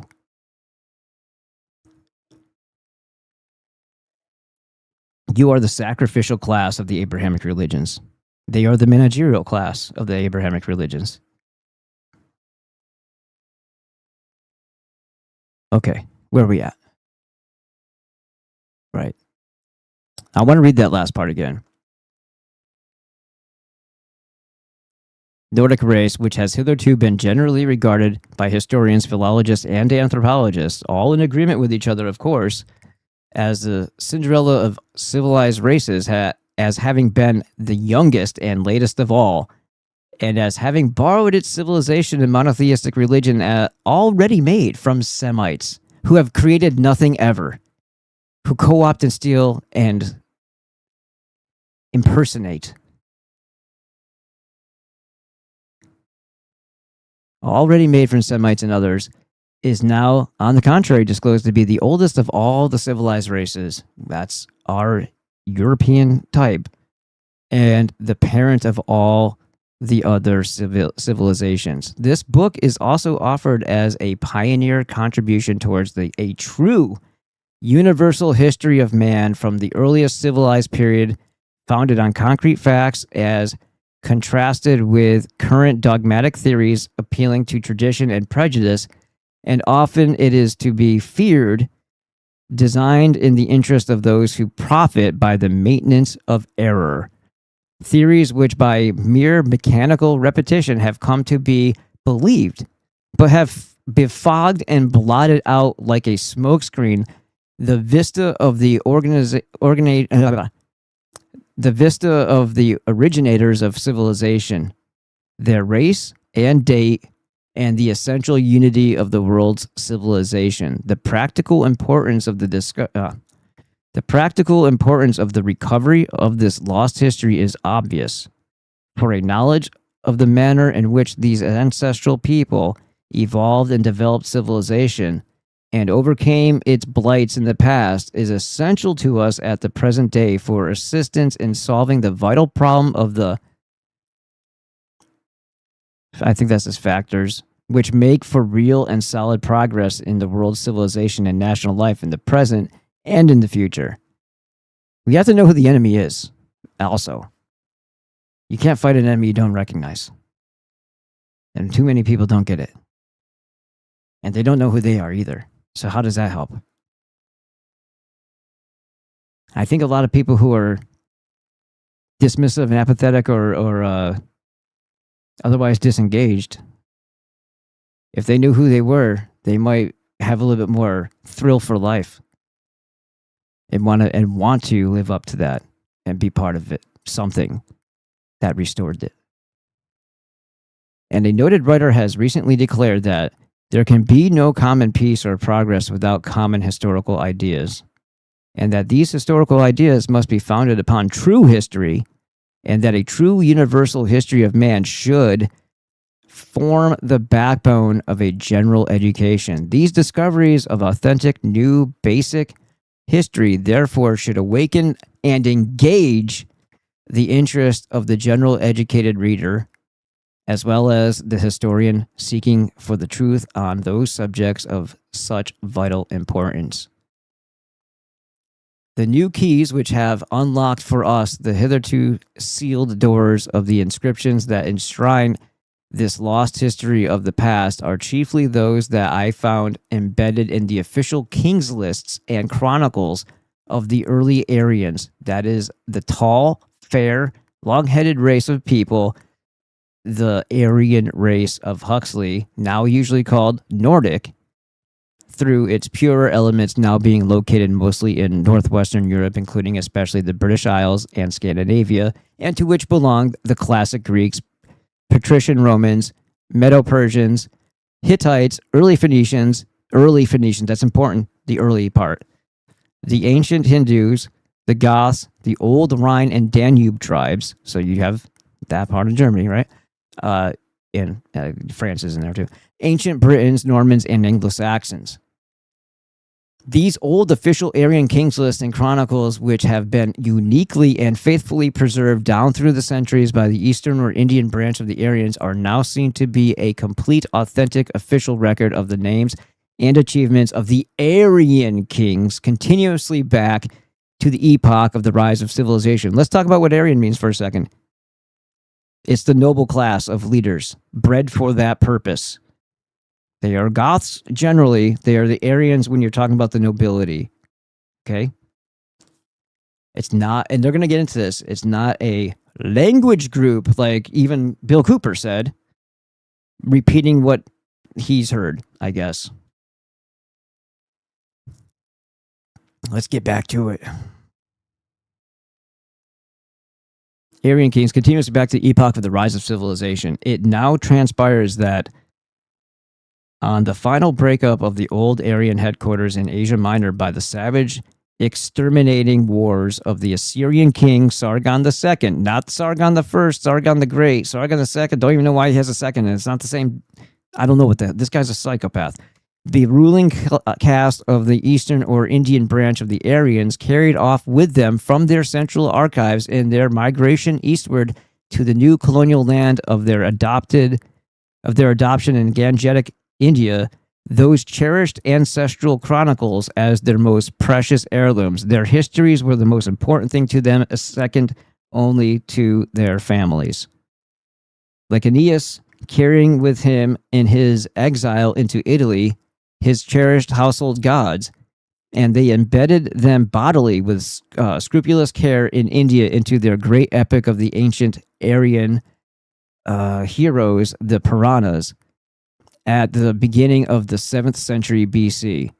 Now, of 7th century BC, where did we first start? We started at 3370, roughly, BC.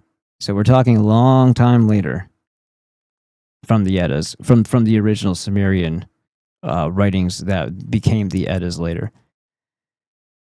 There are these uniquely precious historical monuments extending to many hundreds of pages of manuscripts have lain down through the centuries, neglected and wholly unappreciated as to their historical significance, and have even been contemptuously rejected as fabulous by our European Sanskrit Vedic scholars. Even the Vedic scholars are shitting on the Vedas. Fuck those people. Merely because the latter could find no trace of those early Aryan kings in India for a very good reason, as now seen that very few of these kings had ever been in India at all. It's their histories that they took with them, and those few only temporarily. It's a childish, fucking retarded mistake. Oh, they're not from here. There's no way these people were here. That this history is this long. Yeah, no shit. But it should indicate that the people who came to that area to do that colonization came from someplace else and brought their histories with them. But they refused to accept or acknowledge anything that's Gothic Aryan, especially not since after World War II, where they basically conquered the world, utilizing us because they had already conquered us in 1865. Once they did that, they were on a tear throughout the rest of the world to make it one big banking cult suppressed fucking world.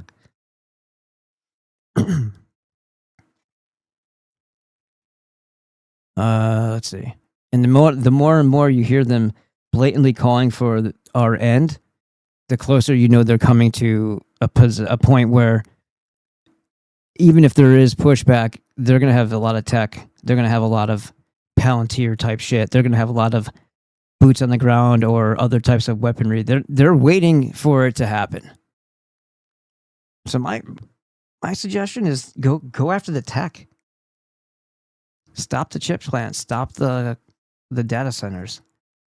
Stop their ability for the mass surveillance system that would be impossible to overcome. And then go for a Vlad the Impaler type trample through each and every one of their little safe havens and treat them exactly the way you think child killers and child eaters should be treated.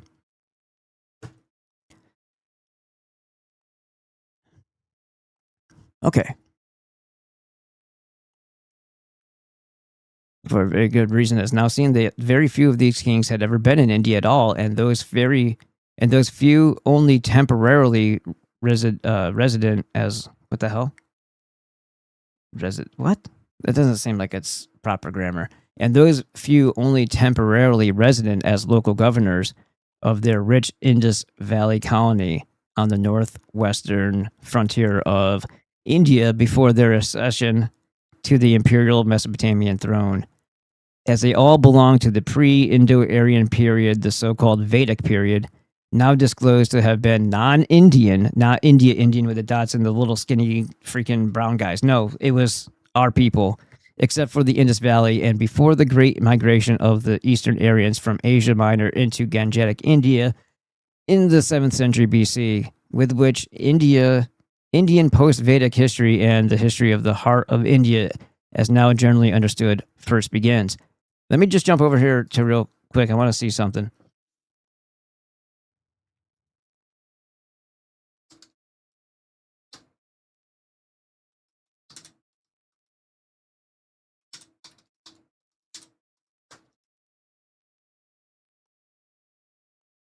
Okay, well, I didn't do it very well with that, but Ganesh, you know who Ganesh is, really, right? Do you? Let's go to the images. So this is Ganesh, and everybody, and what the heck are these people doing? Obviously, they screw up the ethnicity with these faces here. It's all done to cryptically enshrine it with those people who live there now, and not those people who established the civilization and ruled it then. So of course they're gonna make that. But who is Ganesh, and why the hell would somebody be worshiping a? Why would somebody be worshiping a goddamn elephant?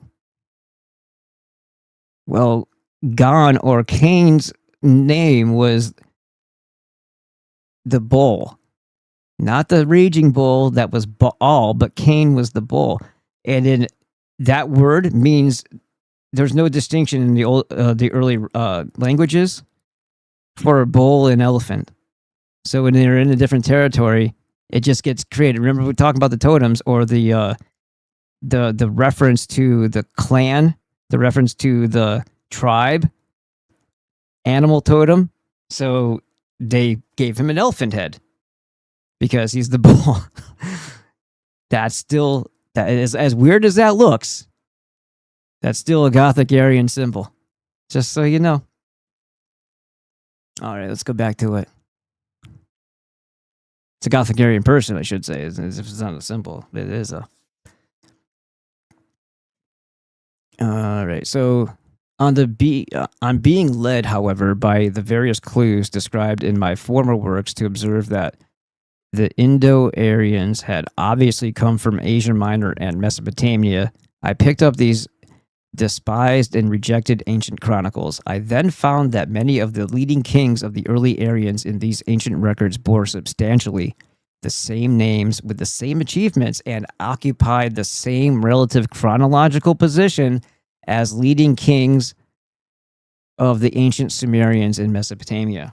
So he's smart enough to look at the Indian chronicles and realize that it's the histories of the Sumerian kings or these people as they migrate place to place and their kings.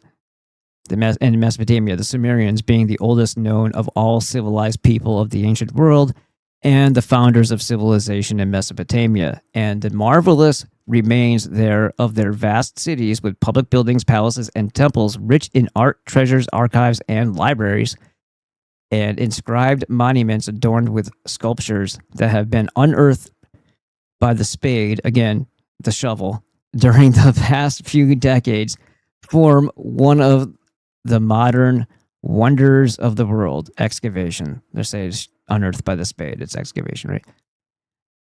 And further comparative scrutiny disclosed that all the kings' names and their exact chronological order were identical in both lists, Indo-Aryan and Sumerian.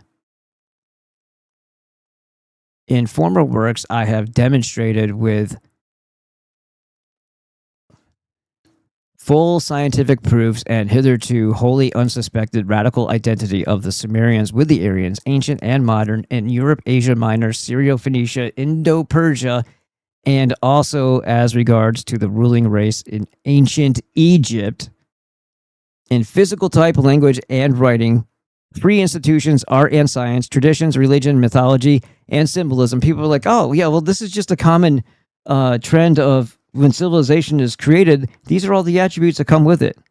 Here, turn the key on your civilization. These are all the attributes you just magically get with it, because all these things are going to be proportionately always developed in the same manner before civilization is civilization. No, it's because it's the same goddamn people with the same principles and values and character and when I said the what they hold to be important, that's where they focus their time and energy in developing. And symbolism, so science, traditions, religion, mythology, and symbolism, thus proving them to be one and the same people. And Menes, Menes, the founder of the first dynasty of Egypt, whose origin and antecedents were wholly unknown, and his date the subject of widely conflicting conjecture, was now discovered by minute keys to be the famous Aryan king and world emperor of known ancestry and fixed date. He was disclosed to be at one and the same time the Sumerian emperor of Mesopotamia and pharaoh of Egypt, a land which his grandfather and father, the Sumerian emperors before him, had annexed as pre-dynastic pharaohs and introduced into the Sumerian civilization, which on laterally acquiring in the Nile Valley a local complexion is nowadays called ancient Egyptian civilization, and supposed to have been of wholly independent and local origin. Bullshit. Don't let them lie to you. Every time they do that, they're stealing away your accomplishments and erasing who you are and your identity. The Egyptian hieroglyphic writing, if we were able to do this, and we're the reason why civilization was ever civilization and not constantly a world full of sorcerers and child killers that would have just kept us in the most primitive position and murdered us wholesale whenever they felt like it, that's how the world would have progressed.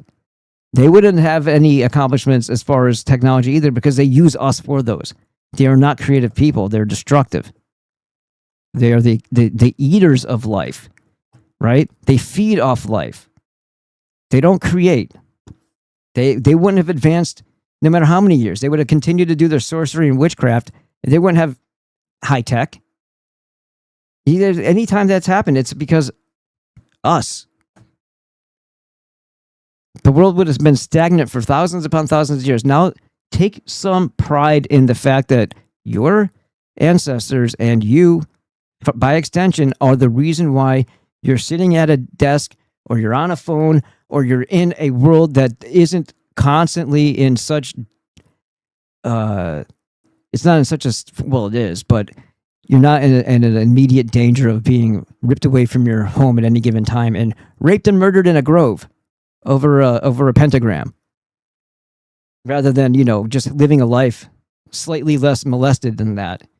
And then we're gonna be losing all that soon. But the point here is civilization. That's your ancestors. That means that's you. That's your purpose. That's your calling, is to be the guardians of the rest of mankind. Did I say the rest of the white people? No, I said the rest of mankind. The pieces of shit will be the pieces of shit, and they'll be dealt with. But by and large, people are quite happy when we rise to power in the ancient world, because we stopped the mass, unadulterated murder of people at will by this wicked, evil cult that is personified in the Jewish religion now. And the wide scale, branching out further from that, the Kabbalists, which includes other Europeans, the Masons, the other secret societies, or just the royal families, because they've been entwined with this. They weren't always like that. The reason why they wanted to destroy and murder the monarchy in the leading up to the First World War is because they were the only thing preventing the Jewish or Kabbalistic world cult from having full reign over the people and That's why they were going after him. Moving on. The Egyptian hieroglyphic writing also I demonstrated was all unsuspectingly derived from the Sumerian picture writing and possessed essentially the same forms, phonetic values, and meanings as the parent Sumerian word signs, and the radical elements in the ancient Egyptian language were demonstrated to be the Sumerian and Aryan. This disclosed the unity of these three oldest civilizations and their authors: the Mesopotamian, ancient Egyptian, and Indian, each of which had hitherto been supposed to have originated wholly independently and in separate, watertight, isolated centers. Bullshit. A dramatic sequel to the publication of my first work on this subject, which announced and established the discovery of the Sumerian origin of the Indo-Aryans and their civilization and of the Indian language and writing, was the unearthing some 4 months later of the ruins of 2 Sumerian cities in the Indus Valley in northwestern India. Amongst other objects,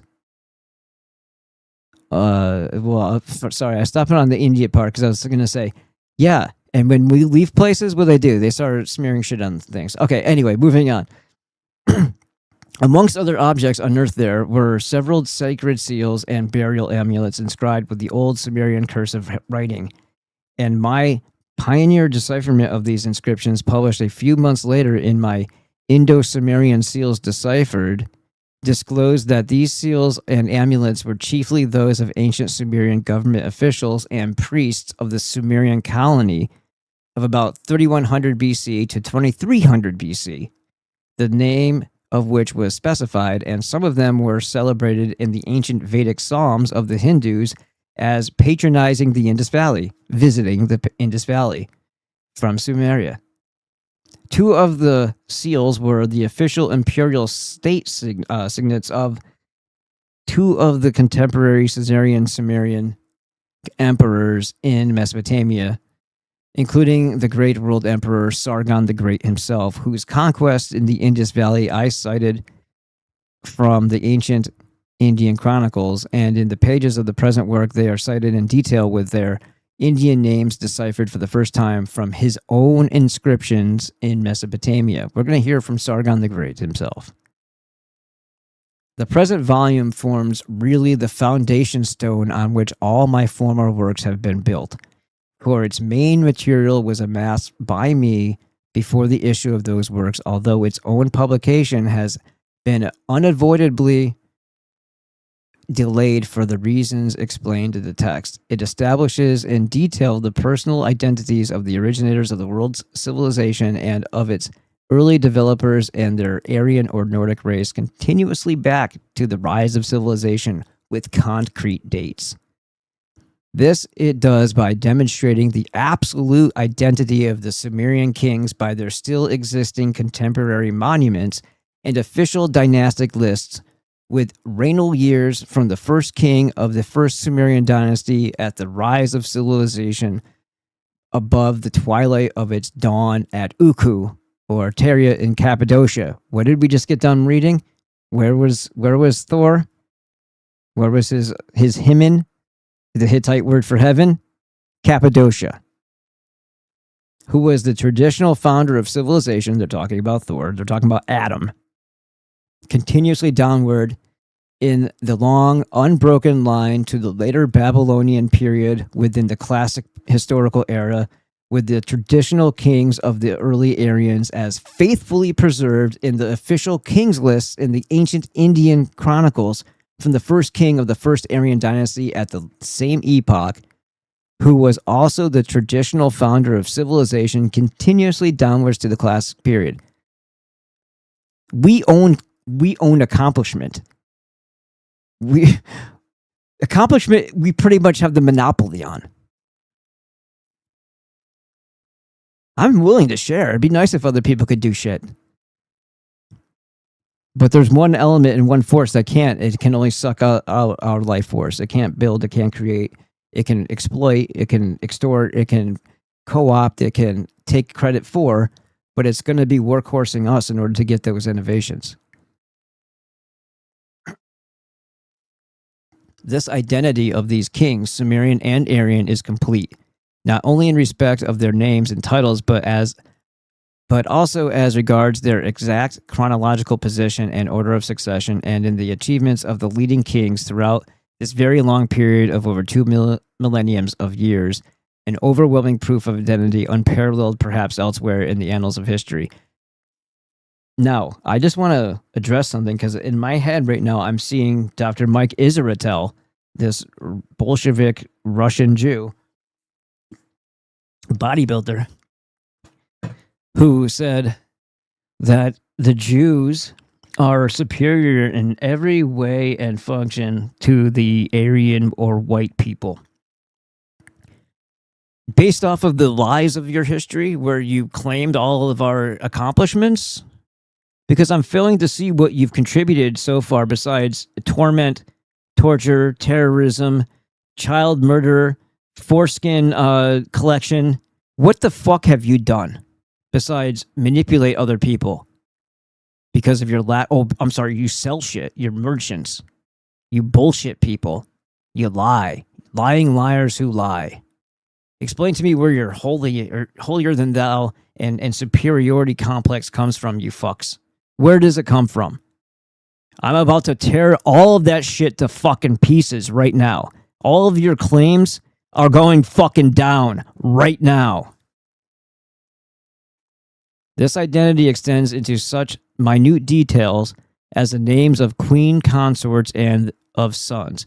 Thus, for example, in regard to an early Sumerian sea emperor who had 5 famous colonizing sons, whose inscribed contemporary portraits are preserved in a family group. See, when we have a father with 5 sons, they don't all become bankers and fucking ruin the world. We benefit everybody that we come in contact with.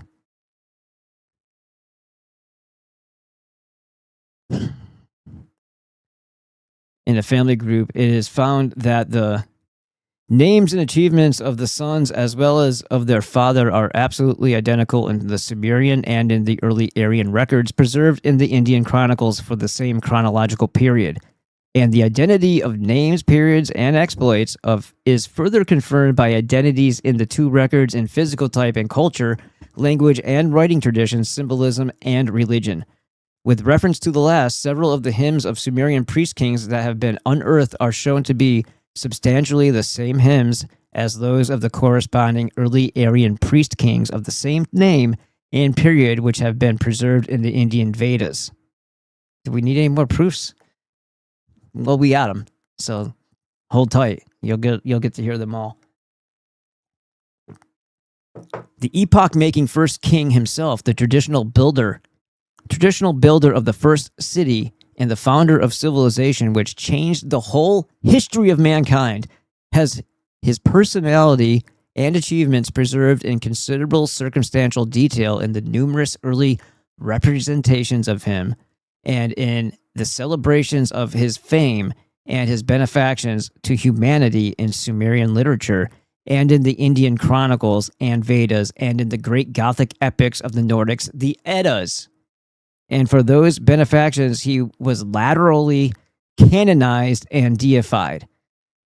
These records disclose him as a supremely gifted, tall and fair and bearded, heroic chief of Nordic or Gothic racial type, a Superman and sun worshipper, the foremost leader of the most advanced race in the opening of the Metal Age, a practical scientific discoverer, and especially the inventor of an improved method of fire production, an invincible warrior and wise statesman and administrator who with rare creative genius arose to fashion the higher destinies of men, and by great practical improvements in the culture of his time, within one generation he raised it up with the aid of his hardy sons and men of the same Gothic breed, established it firmly on a higher plane as civilization which the tides of time can never wash away. Do you hear that, you little fucks? You hear that, you little fucking parasites? He and his early descendants are represented in the earliest carvings, sculptures, and sacred seals as clad in Gothic dress, And we shall find that they were, in fact, the early gods. See, when we achieve something, it's a celebration, right? When we achieve something, it's an advancement. When you achieve something, you're the cult of human sacrifice, the child-killing Abrahamic death cults. One, namely, in mind here, that calls itself these days by the Saturn cult mask of Judaism, or Talmudism, if you want to go that far, or Kabbalism, or Frankism, or Zionism, whatever fuck word you want to use. All of their little holidays are based on a mass murder or death. Either they're praising somebody who they pretend is martyred because they were such great people, or they're celebrating the death of other people. Like on the March 2nd, it's the Purim, where they're celebrating the time where never probably happened. Esther and Mordecai get to murder 11 innocent people, 10 being the sons of one guy, by hanging, and then they go on a kill crazy rampage throughout the kingdom and murder 75,000 other people that were allegedly sympathizers to the people that they just hung. They were loyalists to the very guy who was trying to eliminate, or at least get rid of, a potential subversive overthrow of the kingdom. His reward was to have the king turn his back on him and let him get hung instead. And this is a great victory by the conniving pieces of shit. This is what they celebrate. They celebrate the murder of innocent white people. They celebrate the innocent murder of anything that brings light into the world. What does that Purim sound like to you? Oh, you're a sympathizer? Oh, you're a domestic terrorist? Oh, you're an anti-Semite. What do you think is about to happen here? They're going to, even if it was a complete Jewish fantasy fiction, they're going to try to make that happen. The Nuremberg trials, where they were hanging innocent people there, I believe that lined up with the Purim. I don't know if was it March. It's March 2nd is when it starts. So be on the lookout, because they might have the technology to pull off what they want to pull off, and they're going to do it symbolically and ritualistically at one of these years, if we don't slow them down.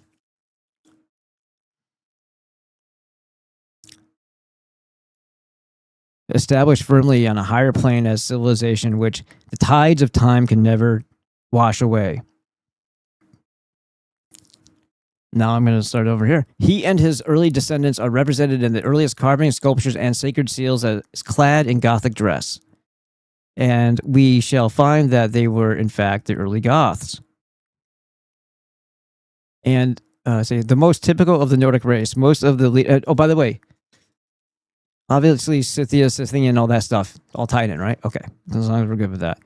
The most typical of the Nordic race. Most of the leading kings of the early Sumerian dynasties, including Sargon the Great and Menes, the first pharaoh of the first dynasty of Egypt, repeatedly call themselves, in their official documents and seals, Gut, pronounced G-O-O-T, or Goth. And one of the more progressive early Sumerian dynasties in Mesopotamia called themselves the Guti, or the Goti, and was the regular title of the Goths in Europe, as the aspirated form Goth having been coined merely by the Romans and never used by these people themselves. And significantly, the princes of this Gothic dynasty over 43 centuries ago already use, as we shall see, the especially Gothic titles of Duke and Earl. Remember I told you that? That the Duke and Earl are super, super old and they came from the Gothic Aryans? Yeah. The fact that the Bretons even used Duke and Earl, you wouldn't think that, because it originated with them. No, actually, it actually originated with the Goths, further identifying them as the Goths, as the Aryans, as far as the Britons are concerned. His personal name in Sumerian is Dar, Dur, or Tur, which laterally, aspirated as Thur or Thor, has given us our modern weekday name of Thursday, the Thor's Day of the Anglo-Saxons and Jupiter's Day of the Romans and Latin nations. He also bears amongst his Sumerian titles that of Ea, disclosed as the Sumerian source of Jupiter, or Father Eu, or Jupiter, of whom he is seen to be the human original. He is the human original of Jupiter. He's the human original of the idea of God, and God inverted. When you look at it from their perspective, they say God created us in His image. No, we created God in the image of this guy who we thought was so fucking amazing. That was our personification of beings. And he was so good and righteous to all people that even if there's a benevolent creator we don't know what he looks like, this guy's perfect enough to be perceived as such. Because under his watch and under his guardianship, everybody's going to be good. That's a pretty bold and it's a very, very nice. What do you say? What's the word? Compliment? That's not the word I'm looking for. And of his titles of Pur or Bur or Mit, the former is now disclosed as a Sumerian source of his Indian title of Puru of the Sun, for the first Aryan king, the bringer of fire to the home hearths of men, and along with the latter title, the source of Thor's Gothic title of Bur Mioth, as I have shown as I show in my new literal translation of the Nordic Eddas. Bur Mioth is where they also pull out Prometheus, right? Prometheus is Bur Mioth. Bur, Tur, Thor. Get it?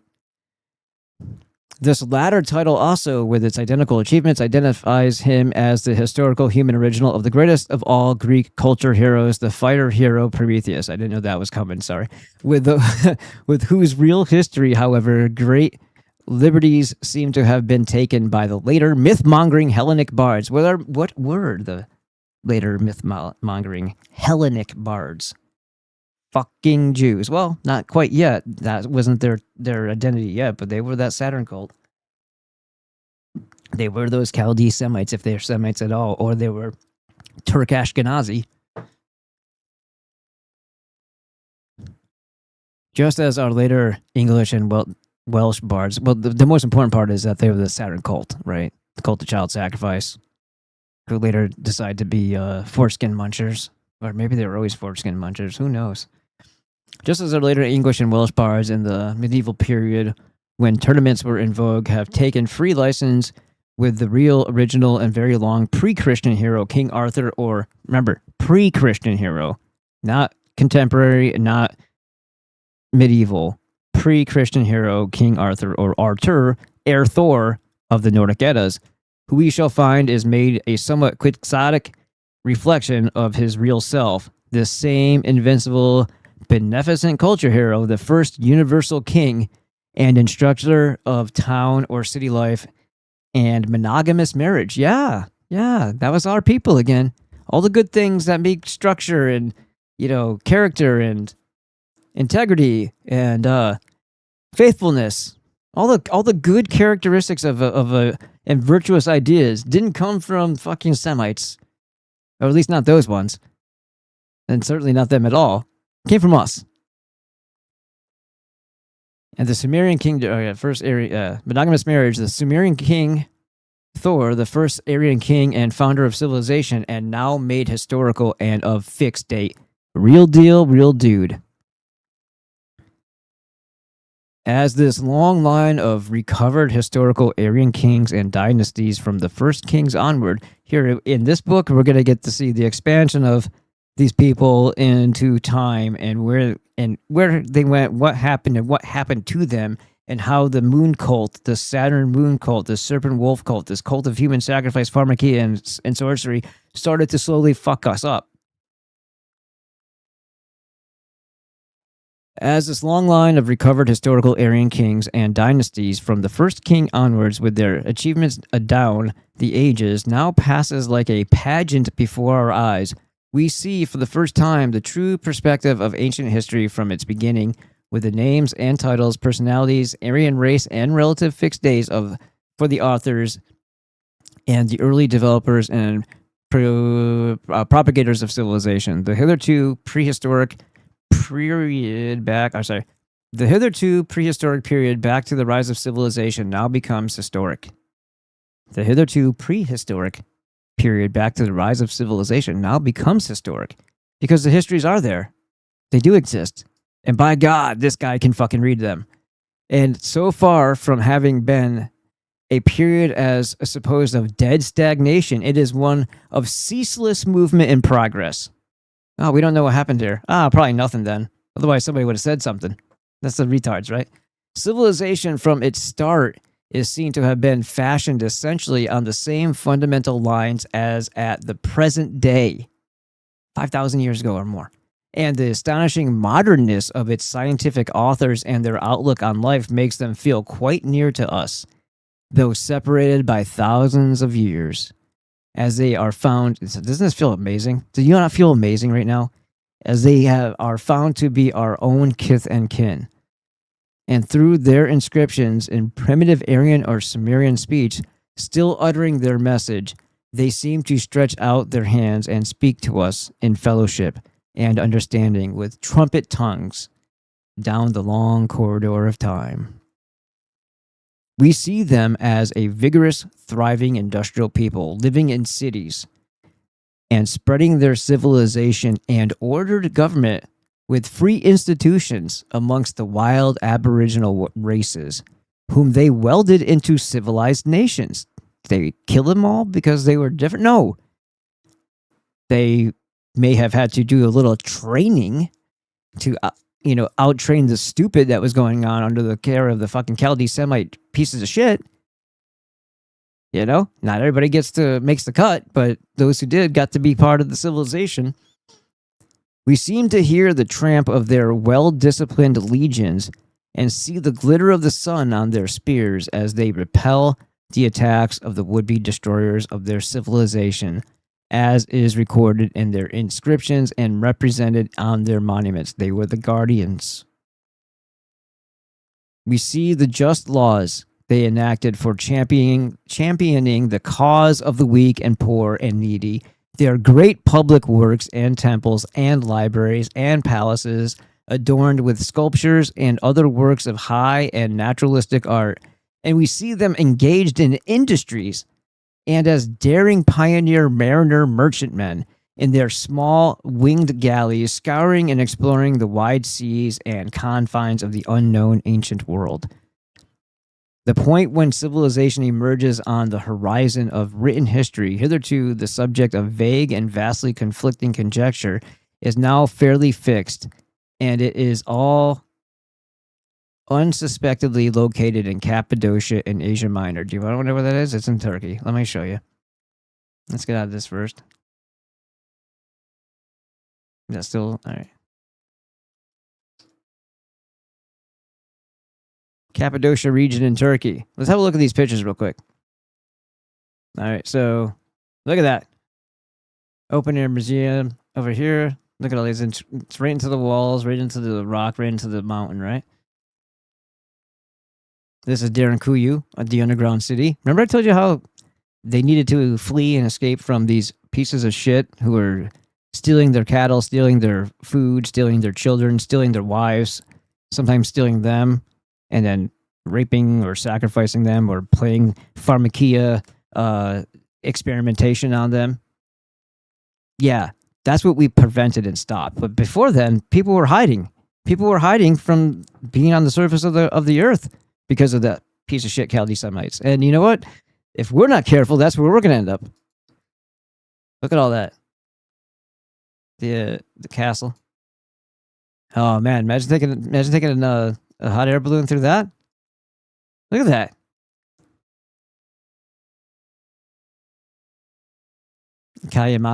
Makli, another underground city. Oh, this is that doesn't tell you, but this one is there's another one I've seen. We went through them already. There's a whole other territory where there's a bunch of these little type of like pointy. I forgot what I showed it in a previous video. Let's see.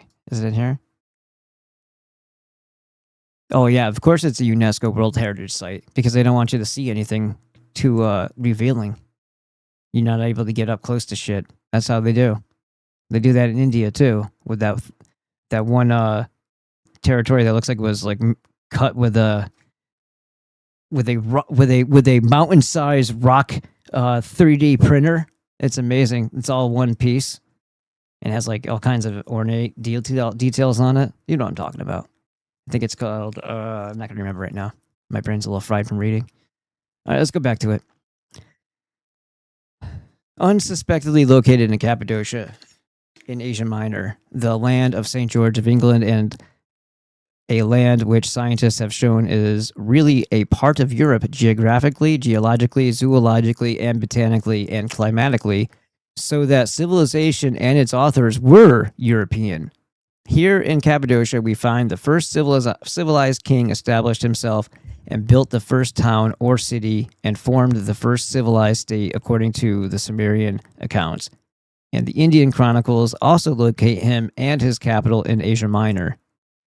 There is some evidence indicating that this first king with his adventurous band of fellow tribesmen came from the old Gothic land of the Euxine and Danube Valley of southwest Europe.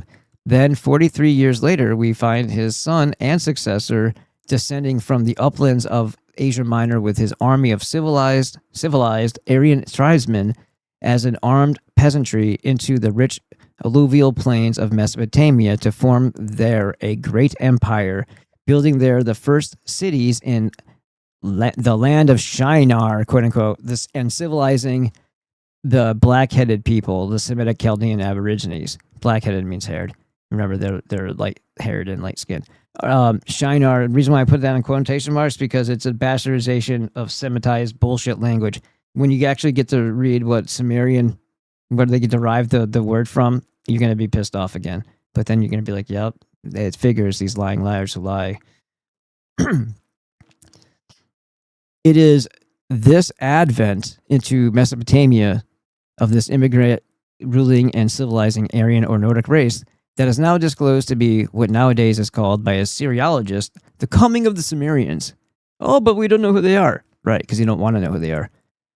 From this epoch of the advent of the Aryans into Mesopotamia as Sumerians, quote unquote, the historical Sumerians of this epoch, having been hitherto unrecognized by Assyriologists, we can now trace in continuous dated detail civilization developing and advancing down the ages in the hands of the descendants of its Aryan originators, who are seen to have formed the exclusive imperial ruling class in the civilized states of the ancient world. We thus gain a new aid of immense importance towards historic restoration. We thus gain a new aid of immense importance towards historic reconstruction and the factors making for progress in civilization and towards a new synthesis of the mental and physical sciences. Thus the reason for the remarkable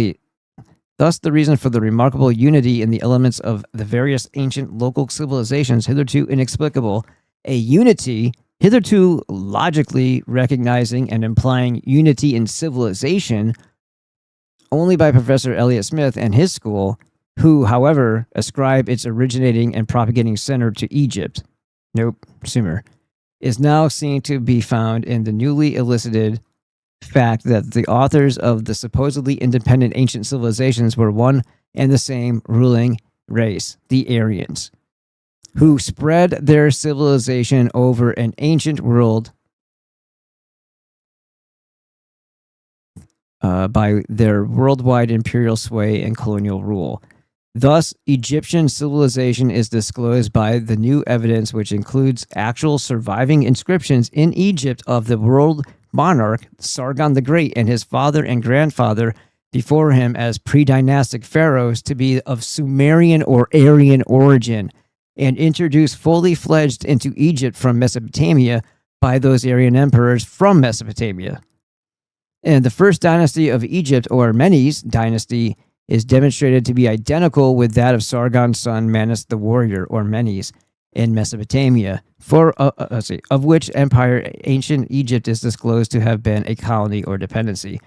And Menes dynasty in Egypt are shown to use generally the same names and territorial titles in their Egyptian inscriptions, hitherto undeciphered by Egyptologists, as they are written in Sumerian script and in Sumerian language, as they used in their inscriptions in Mesopotamia. Oh, we can't read this because it's in Sumerian. That's Sumerian words. Menes, moreover, is demonstrated to be identical with King Minos, the traditional founder of the civilization in Crete. And the other ancient civilizations of Asia Minor, Elam, Persia, and the Indus Valley and Mediterranean are shown likewise to be of Sumerian or Aryan origin.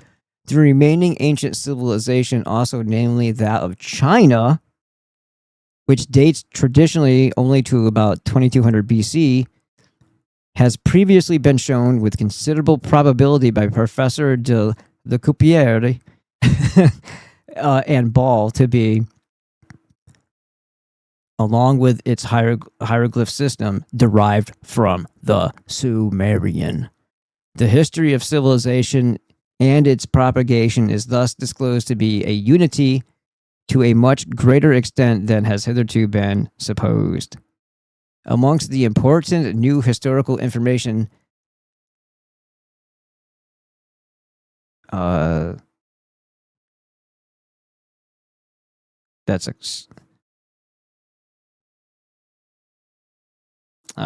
what is that word?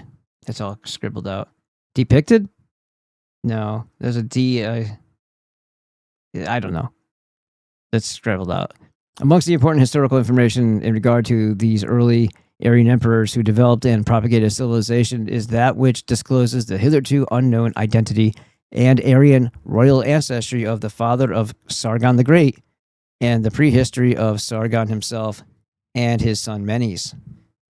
Thus, it is found that Menes, whose origin and antecedents have been wholly unknown, early revolted against his father and seized Egypt and established there the first local dynasty, detaching it from his father's empire when he was still crown prince and governor of the Indus Valley colony of his father's empire.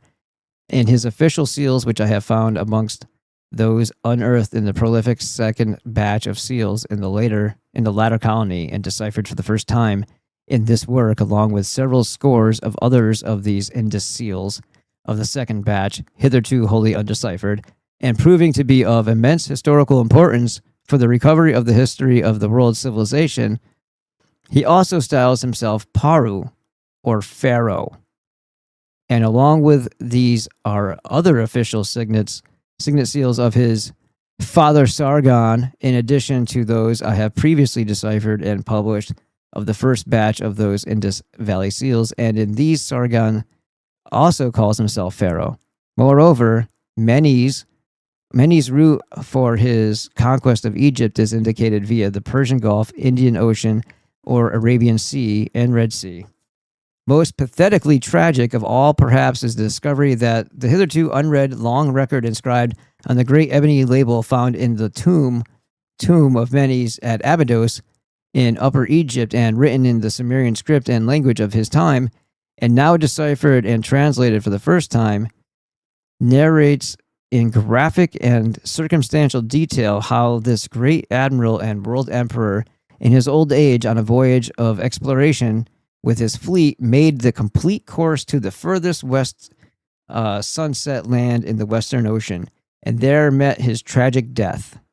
And it states that his tomb in Egypt remained empty and was merely a cenotaph and place of the hanging wood label. It's a place mark for him. He wasn't buried there. And the place name of the island in the far Western Ocean, which appears to read Irani, suggests the place of his death and real tomb as Erin, or Ireland.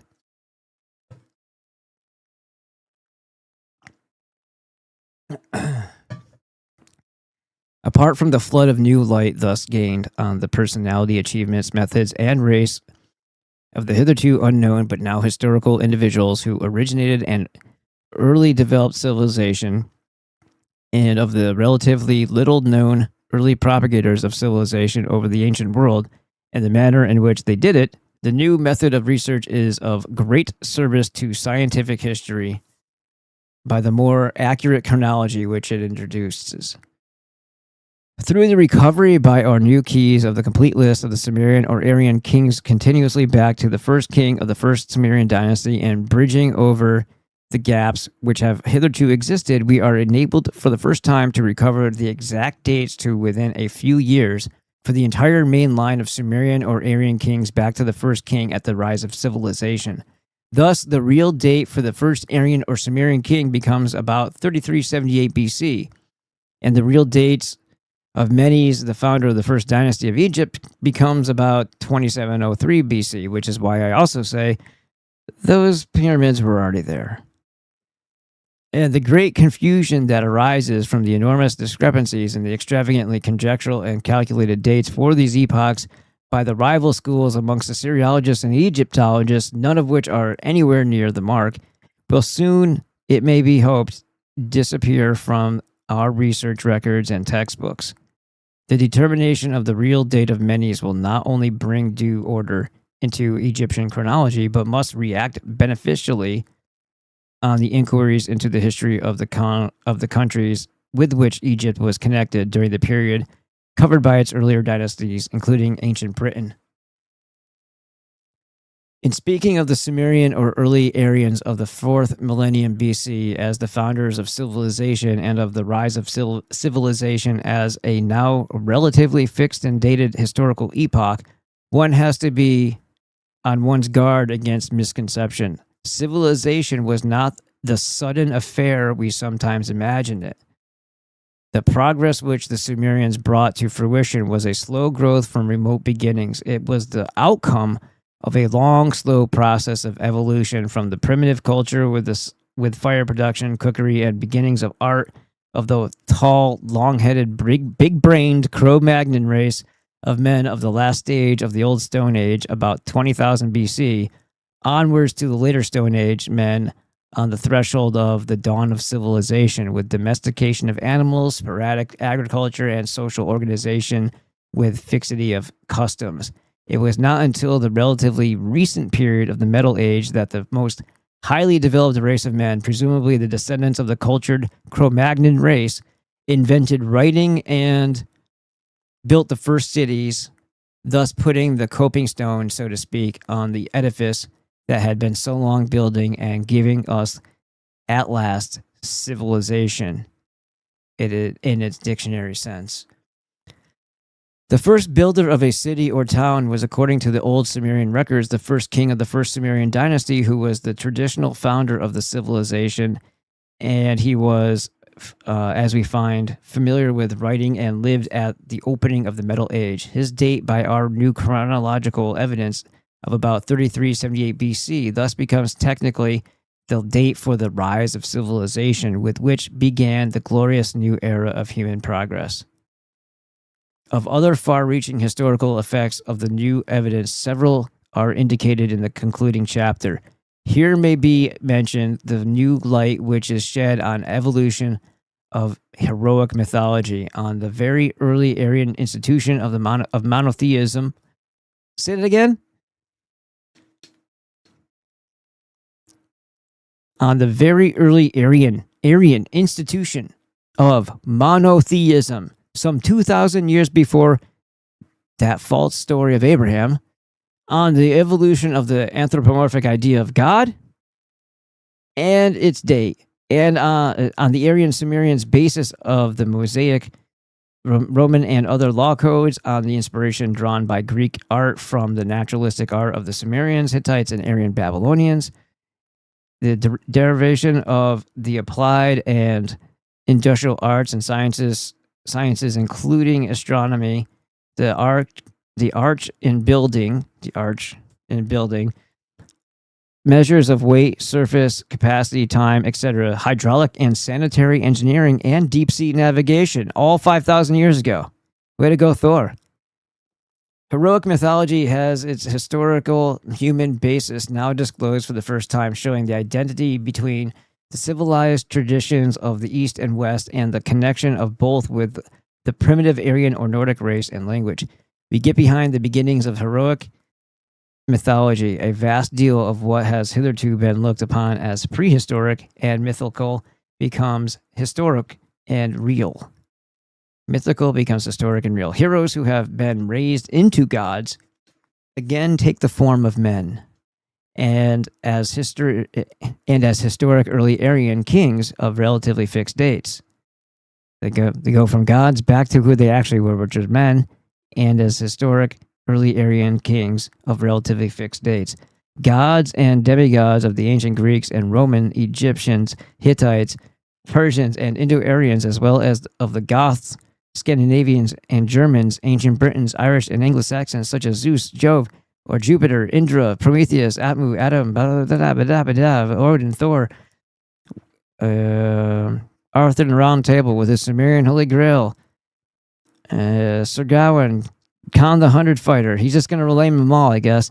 Enoch, Noah, Jah, Dardanos, Erichthonius, Hercules, Bacchus, Osiris, with Isis and Horus, Barat, the eponymous ancestor of Brutus the Trojan, and the British Saint George of Cappadocia, and of Mary England with his Red Cross, Saint Angel, Saint Michael, Jesus Christ, the Archangel, Antasio of the ancient Britain pre-Roman coins and prehistoric monuments in Britain are found before their Jesus Christ. We made it.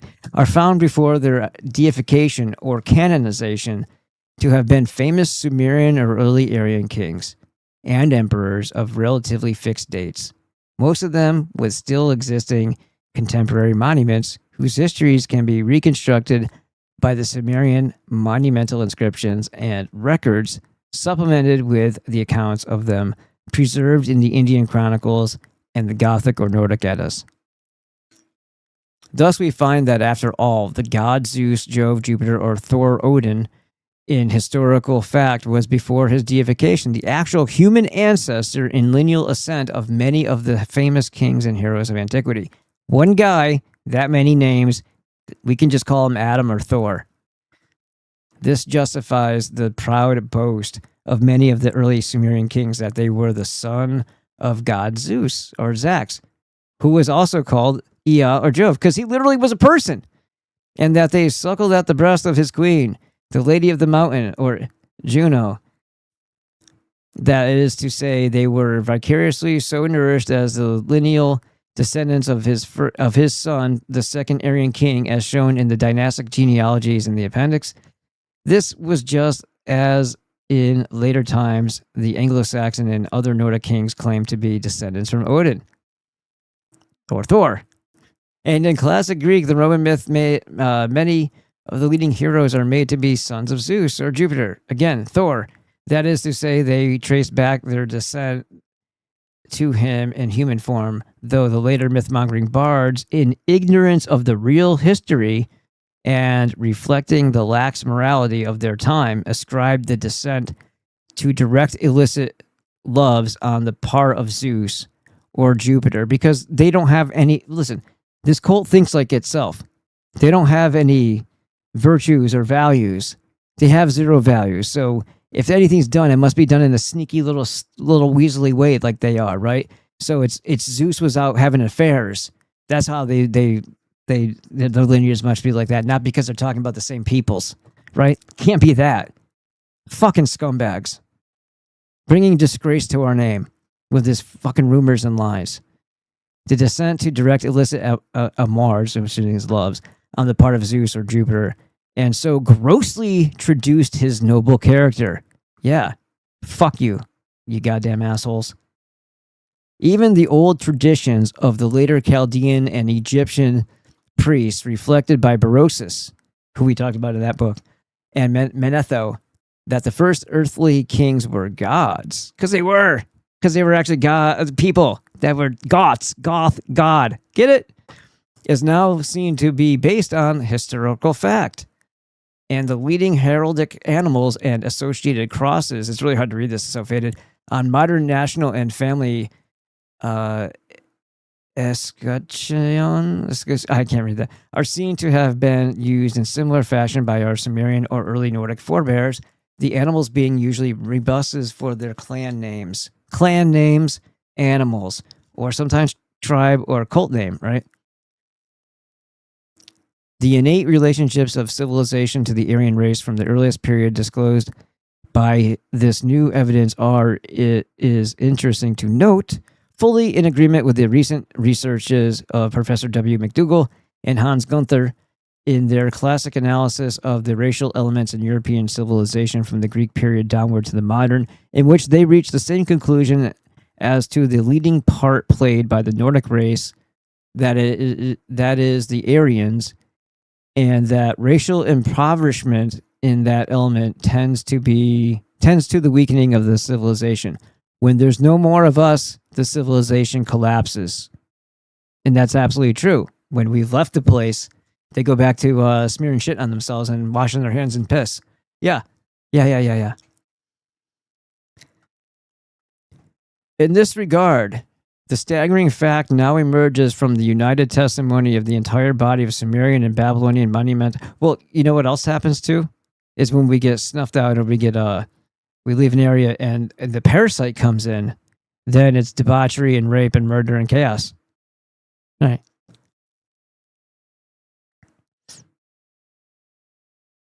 So let's read this one more time.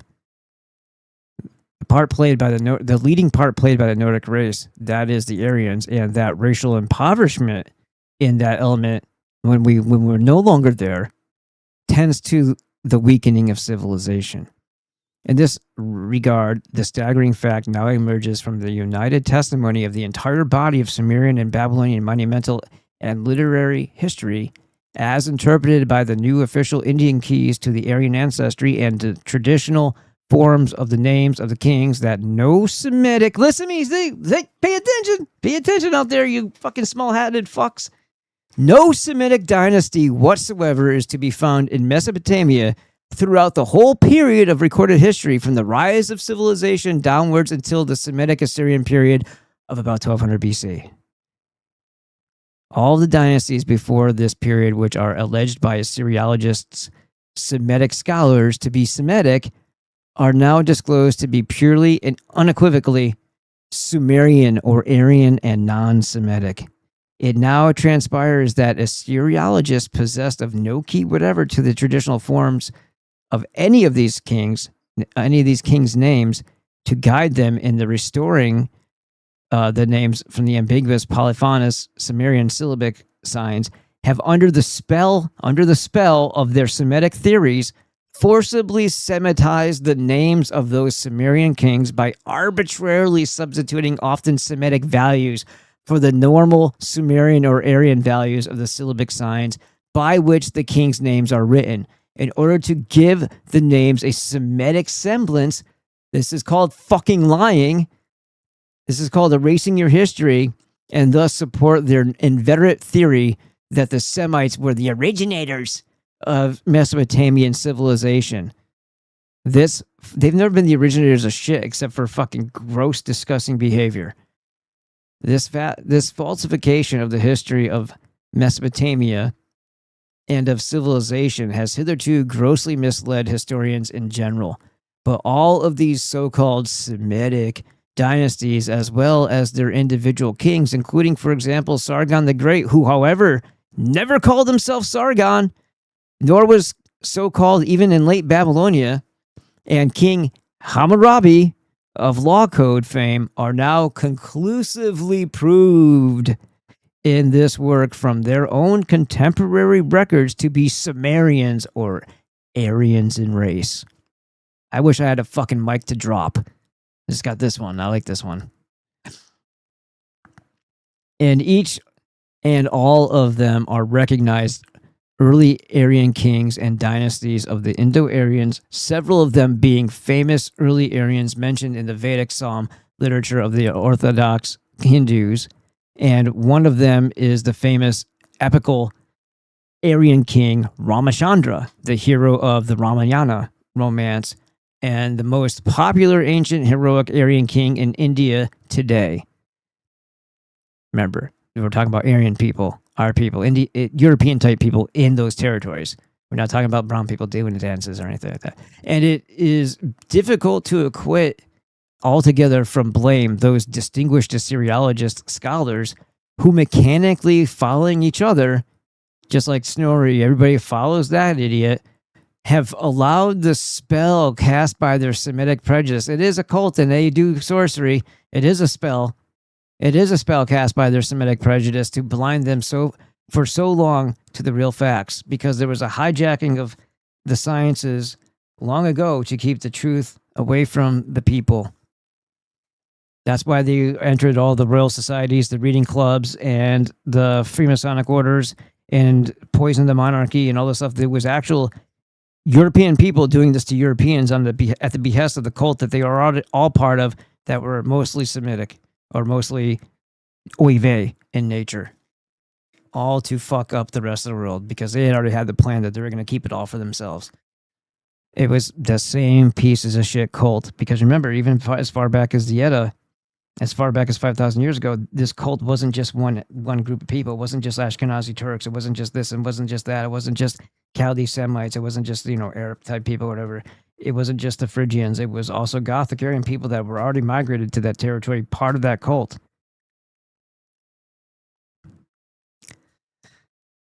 Geographically, considerable insight is gained incidentally through these earliest inscriptions regarding leading place names of the ancient world and the unsuspected wide prevalence of deep sea navigation by the early Aryans and their Phoenician branch in times hitherto deemed prehistoric. In Mene's day, over 45 centuries ago, we find large 3-decked ships scouring the seas in fleets, and which made a full course, implying that the courses were already mapped out. The remarkable persistence of place names is also demonstrated. While some of the ancient names, such as Kam or Ham, for Egypt have long become obsolete, though, yeah, I've ever heard of Kemet, right? But that's about it. Become obsolete though now found in the newly deciphered inscriptions many centuries earlier than previously known. Others like Parashi for Persia, or Mushir, or for Egypt, the modern vernacular name of which is still Miser, disclosed the currency of the modern names a millennium or more before that hitherto recorded. And besides locating definitely the lost pre-Indian homeland of the Indo-Aryans, the historical original of the real Garden of Eden, Edda, right? We're talking about Karshemish. The Garden of Eden paradise is found in a location far from the hitherto imagined for it.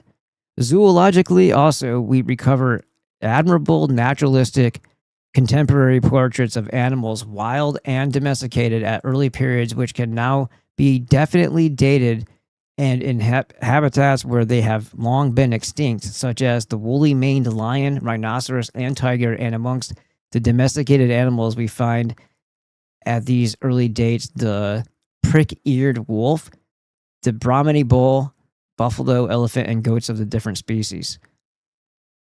On the origin of civilized writing from Sumerian pictographs, selected signs of which I have shown were the parents of our modern alphabetic letters, with their phonetic values, considerable light is thrown by the early Indus colony writers, having preserved fuller pictographic forms of many of the signs than in the Mesopotamian script. Thus, many of the hieroglyph signs in the latter, which are drawn so abbreviated and diagrammatically that the original object which they pictured as doubtful or unknown, that object now becomes recognizable.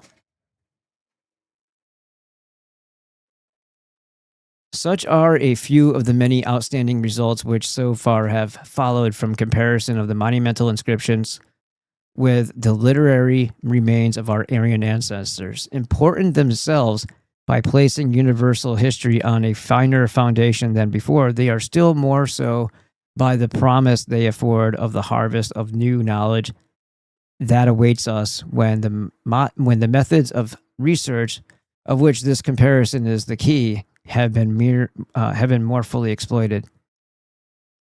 The enforced delay of nearly a quarter of a century between the making and publishing of most of these discoveries, however regrettable, has not been without its compensations.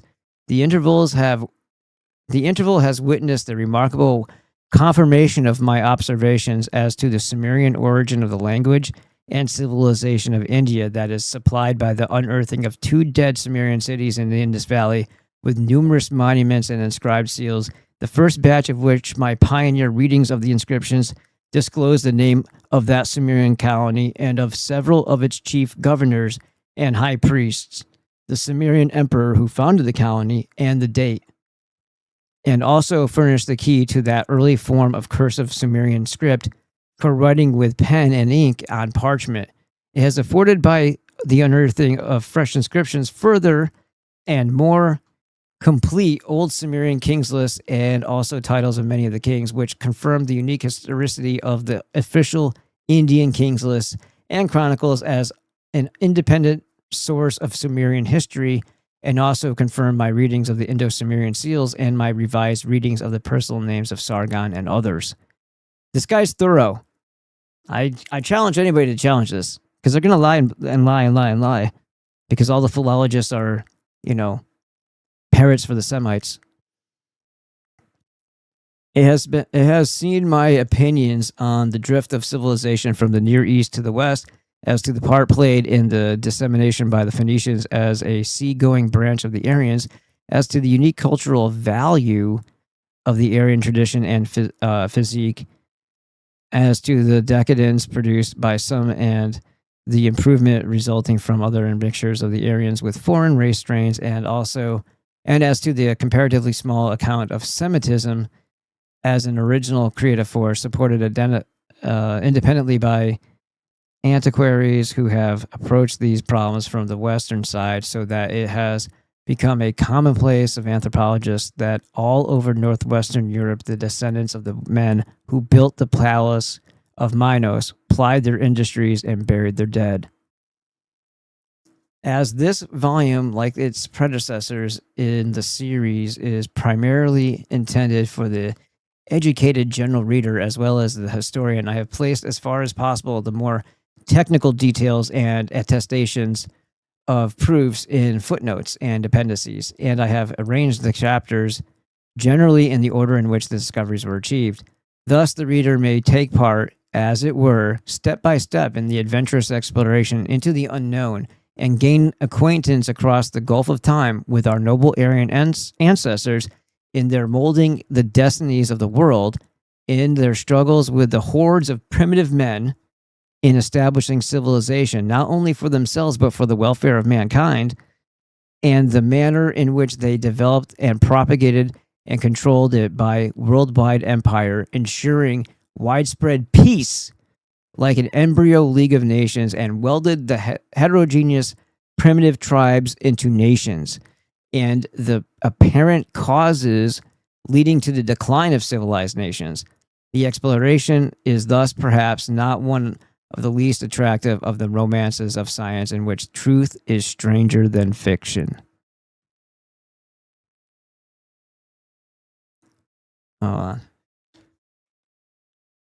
Let's see, how much longer are we going here, bro? I gotta shit. Holy shit. Oh, it's okay. Whew. All right, one more page. Dying here, bro. All right. The not infrequent references to my former works have been found necessary in order to avoid needless repetition of the proofs which are already detailed there. Plus, he's the only guy who's going to tell you the truth, so his references are going to be to his other works, because everybody else is fucking Semitized bullshit, right? So it's not like saying, no, trust me, just look me up and I'll tell you, right? It's not that. You know who does do that? Johnny Cerrucci. Johnny Cerrucci is like, no, if you don't believe me, just ask me. Basically, he points to one of his other books instead of like the references he used in order to write that part of his book. Kind of weird. Proofs which are already detailed there, especially in the work forms part of the same series, and most of these references are to new research and new discoveries not to be found elsewhere. A few of these references are to the proofs in refutation of some of the more common false and misleading statements which are mechanically repeated through ignorance by writers such as that Aryan is not a racial but a linguistic term, that the Kati or Hittites, an early stock of the Aryans, were Armenoids, like Armenians, right? Or low-browed Semitics, that Caucasian is a synonym for Aryan and Nordic despite its unscientific inclusion of Semites and other round-headed people, That so Caucasian inclusion, weird. That the Phoenicians, properly so called, were Semites and so on. No, they weren't. Later Phoenicians had way too many of these in their numbers. That's for sure. Wherever there's merchants and boats, you can steal children and women and other people from, and then sell them off. I mean, of course, you're going to find a couple J's. The somewhat positive style of expression adopted the somewhat positive style of expression adopted in many instances will, I believe, be found justified by the fully attested facts on which they are based. Every one of these old stories that you've seen that are supposed to be the truth about history, all the shit that I even looked at, even the Cooper shit, and definitely the Jordan Maxwell bullshit. I've always hated Jordan Maxwell, but all these things that reference like the time period, the Phoenicians, even Robert Sepper shit is going to be wrong now that you see it. They're always talking about the Phoenicians as being like this ethnic group, and then they apply a Semite shit, and then like Kabbalistic bullshit and Jewish mysticism on it. It's like that's not fucking anything to do with what the Phoenicians were. That's the exact opposite. You're stealing their identity. Well, when we read this, you'll understand why I've said that. And if you don't already get it. The somewhat positive style of expression adopted in so many instances will, I believe, be found justified in fully attested facts on which they are based. In the appendices will be found details of the official signets of the Egyptian pharaohs and of the Gothic dynasty of Mesopotamia, recently unearthed in the Indus Valley and now deciphered for the first time, as well as of the Sumerian writing on prehistoric pottery from Danube Valley, attesting the early presence of the Sumerians or primitive Goths in Middle Europe. An unusually full index is supplied in order to facilitate reference to the vast number of new historical facts elicited. And a perusal of the contents table will help the reader to keep a clear view of the immense extent of time and territory over which the work travels. No pains have been spared to make this pioneer work as free as possible from errors of commission, covering such a vast and as yet largely unexplored field with so many aspects of history, prehistory, civilization, religion, and historical geography, with the ransacking of ancient sites and museums and specialist works and periodicals scattered over the world, and fishing up truth from the bottom of her well, it is too much to hope that no mistakes have crept in. Yet were these far greater and more numerous than is at all likely, they are, I believe, relatively insignificant and cannot affect the force of the main facts and the cumulative effect of the great mass of concrete historical proofs. And then he says, thanks to everybody. And then we say, pinning it, April 23rd, 1929. Okay, now this is table of contents goes on for goddamn ever, so let's just go like this. Whoops. Did I go a little too far? Yes, I did. Not too far. Come on, bro.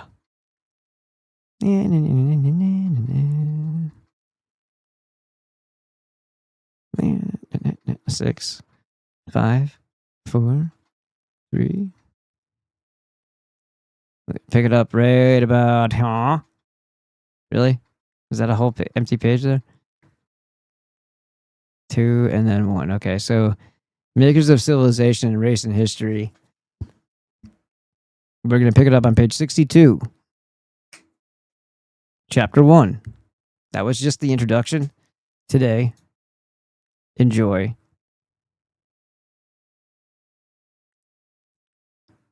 Come on, bitch ass. Open the fucking thing. I'm clicking it. Jesus. There you go. And let's do a round robin. Round room here. What do you got to say? Nobody else in here? All right, well, thank you so much for paying attention to the show, everybody. If you are over on FTJ, thanks. You guys hold up the fort. It's greatly appreciated. Any support to the show would be greatly appreciated. If you want to do it on Give, Send, Go, there's a link in the description here. If you want to do it with the thing over here, there's over that. Or you can go become a Patreon member over at Christos Cast and be a monthly supporter. or you can do whatever the hell you want. But please follow on Spotify and give it a 5-star rating. That link is also in the description, as well as my website.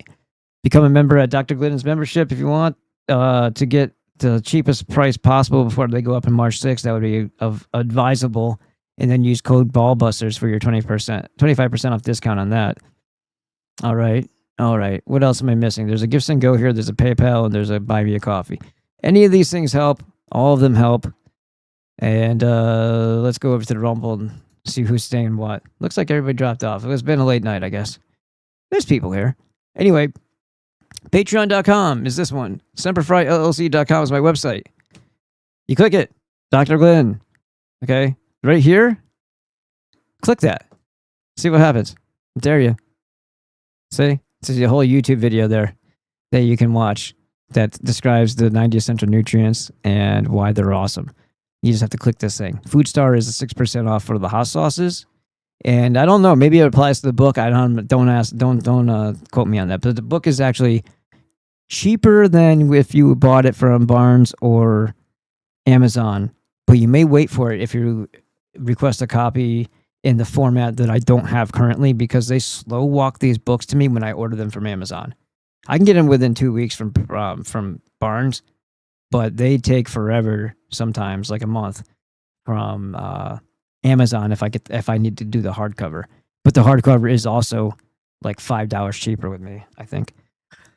Okay, and I'll sign it. But also, you can just click this, and then you can just go to these links. Amazon, which means you can also get a Kindle. Barnes, I don't know if Barnes also has a digital copy. I don't remember. But Kobo is a digital copy, and so is Lulu. All right. Now, back to the menu. Creatine is available, yes. If you want to hear some things about the hot sauces, you can click this Johnny Scoville and then just roll it up. If you want to see something with Dr. Monzo and Dr. Artis regarding the phyto and micronutrients of hot sauce and peppers, red peppers, you can click that. And then there's the sauces. Throw a bunch in your basket and then use the code. Also, BB5 for 5% off for life as you're well. Click this. You're already at a site that's 10% off. You get the whole food multivitamin. You get the Alaskan cod liver oil next to it. You scroll down. You click the fulvic humic blend. I'm telling you, this is like the most important thing you could possibly do for yourself and for your family. So listen to me when I say this. Okay? This should be considered a requirement in the IP6 Supreme. So this is the whole food multivitamin. This is the IP6 Supreme. This is what I have close to me because this is what I have my daughter have in the morning while she sits right there next to my laptop and plays or does whatever, watch videos while she's getting ready for school. Okay, so this is important, very important for your health, for your family's health, for your longevity, for staying away from doctors, from not getting cancer, from all that shit. All right, from being a better you, stronger you.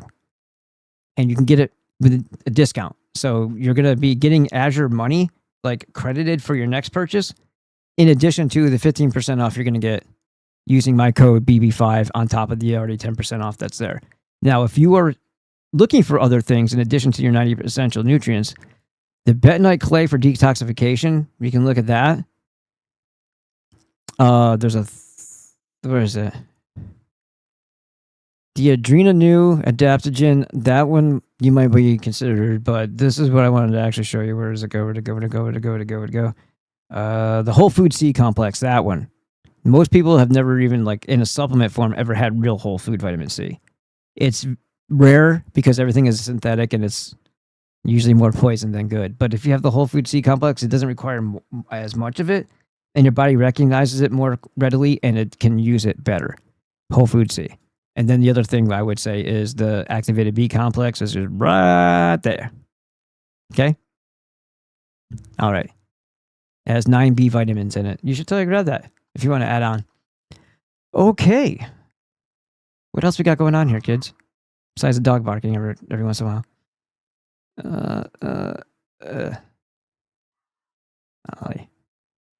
Is everybody good? Does everybody have a good time tonight? Throw some comments on there. Do some follows. Do some shares. All right, we did it. We made it through. We made it through the Edda, and we're now into Makers of Civilization and Race and History with Lawrence. It's actually doctor, honestly enough. He was a doctor, field surgeon, I believe. Dr. Lawrence Austin Waddell, philologist, archaeologist. and a heck of a human being to give us this gift to unwrap almost 100 years after he wrote it. It's time.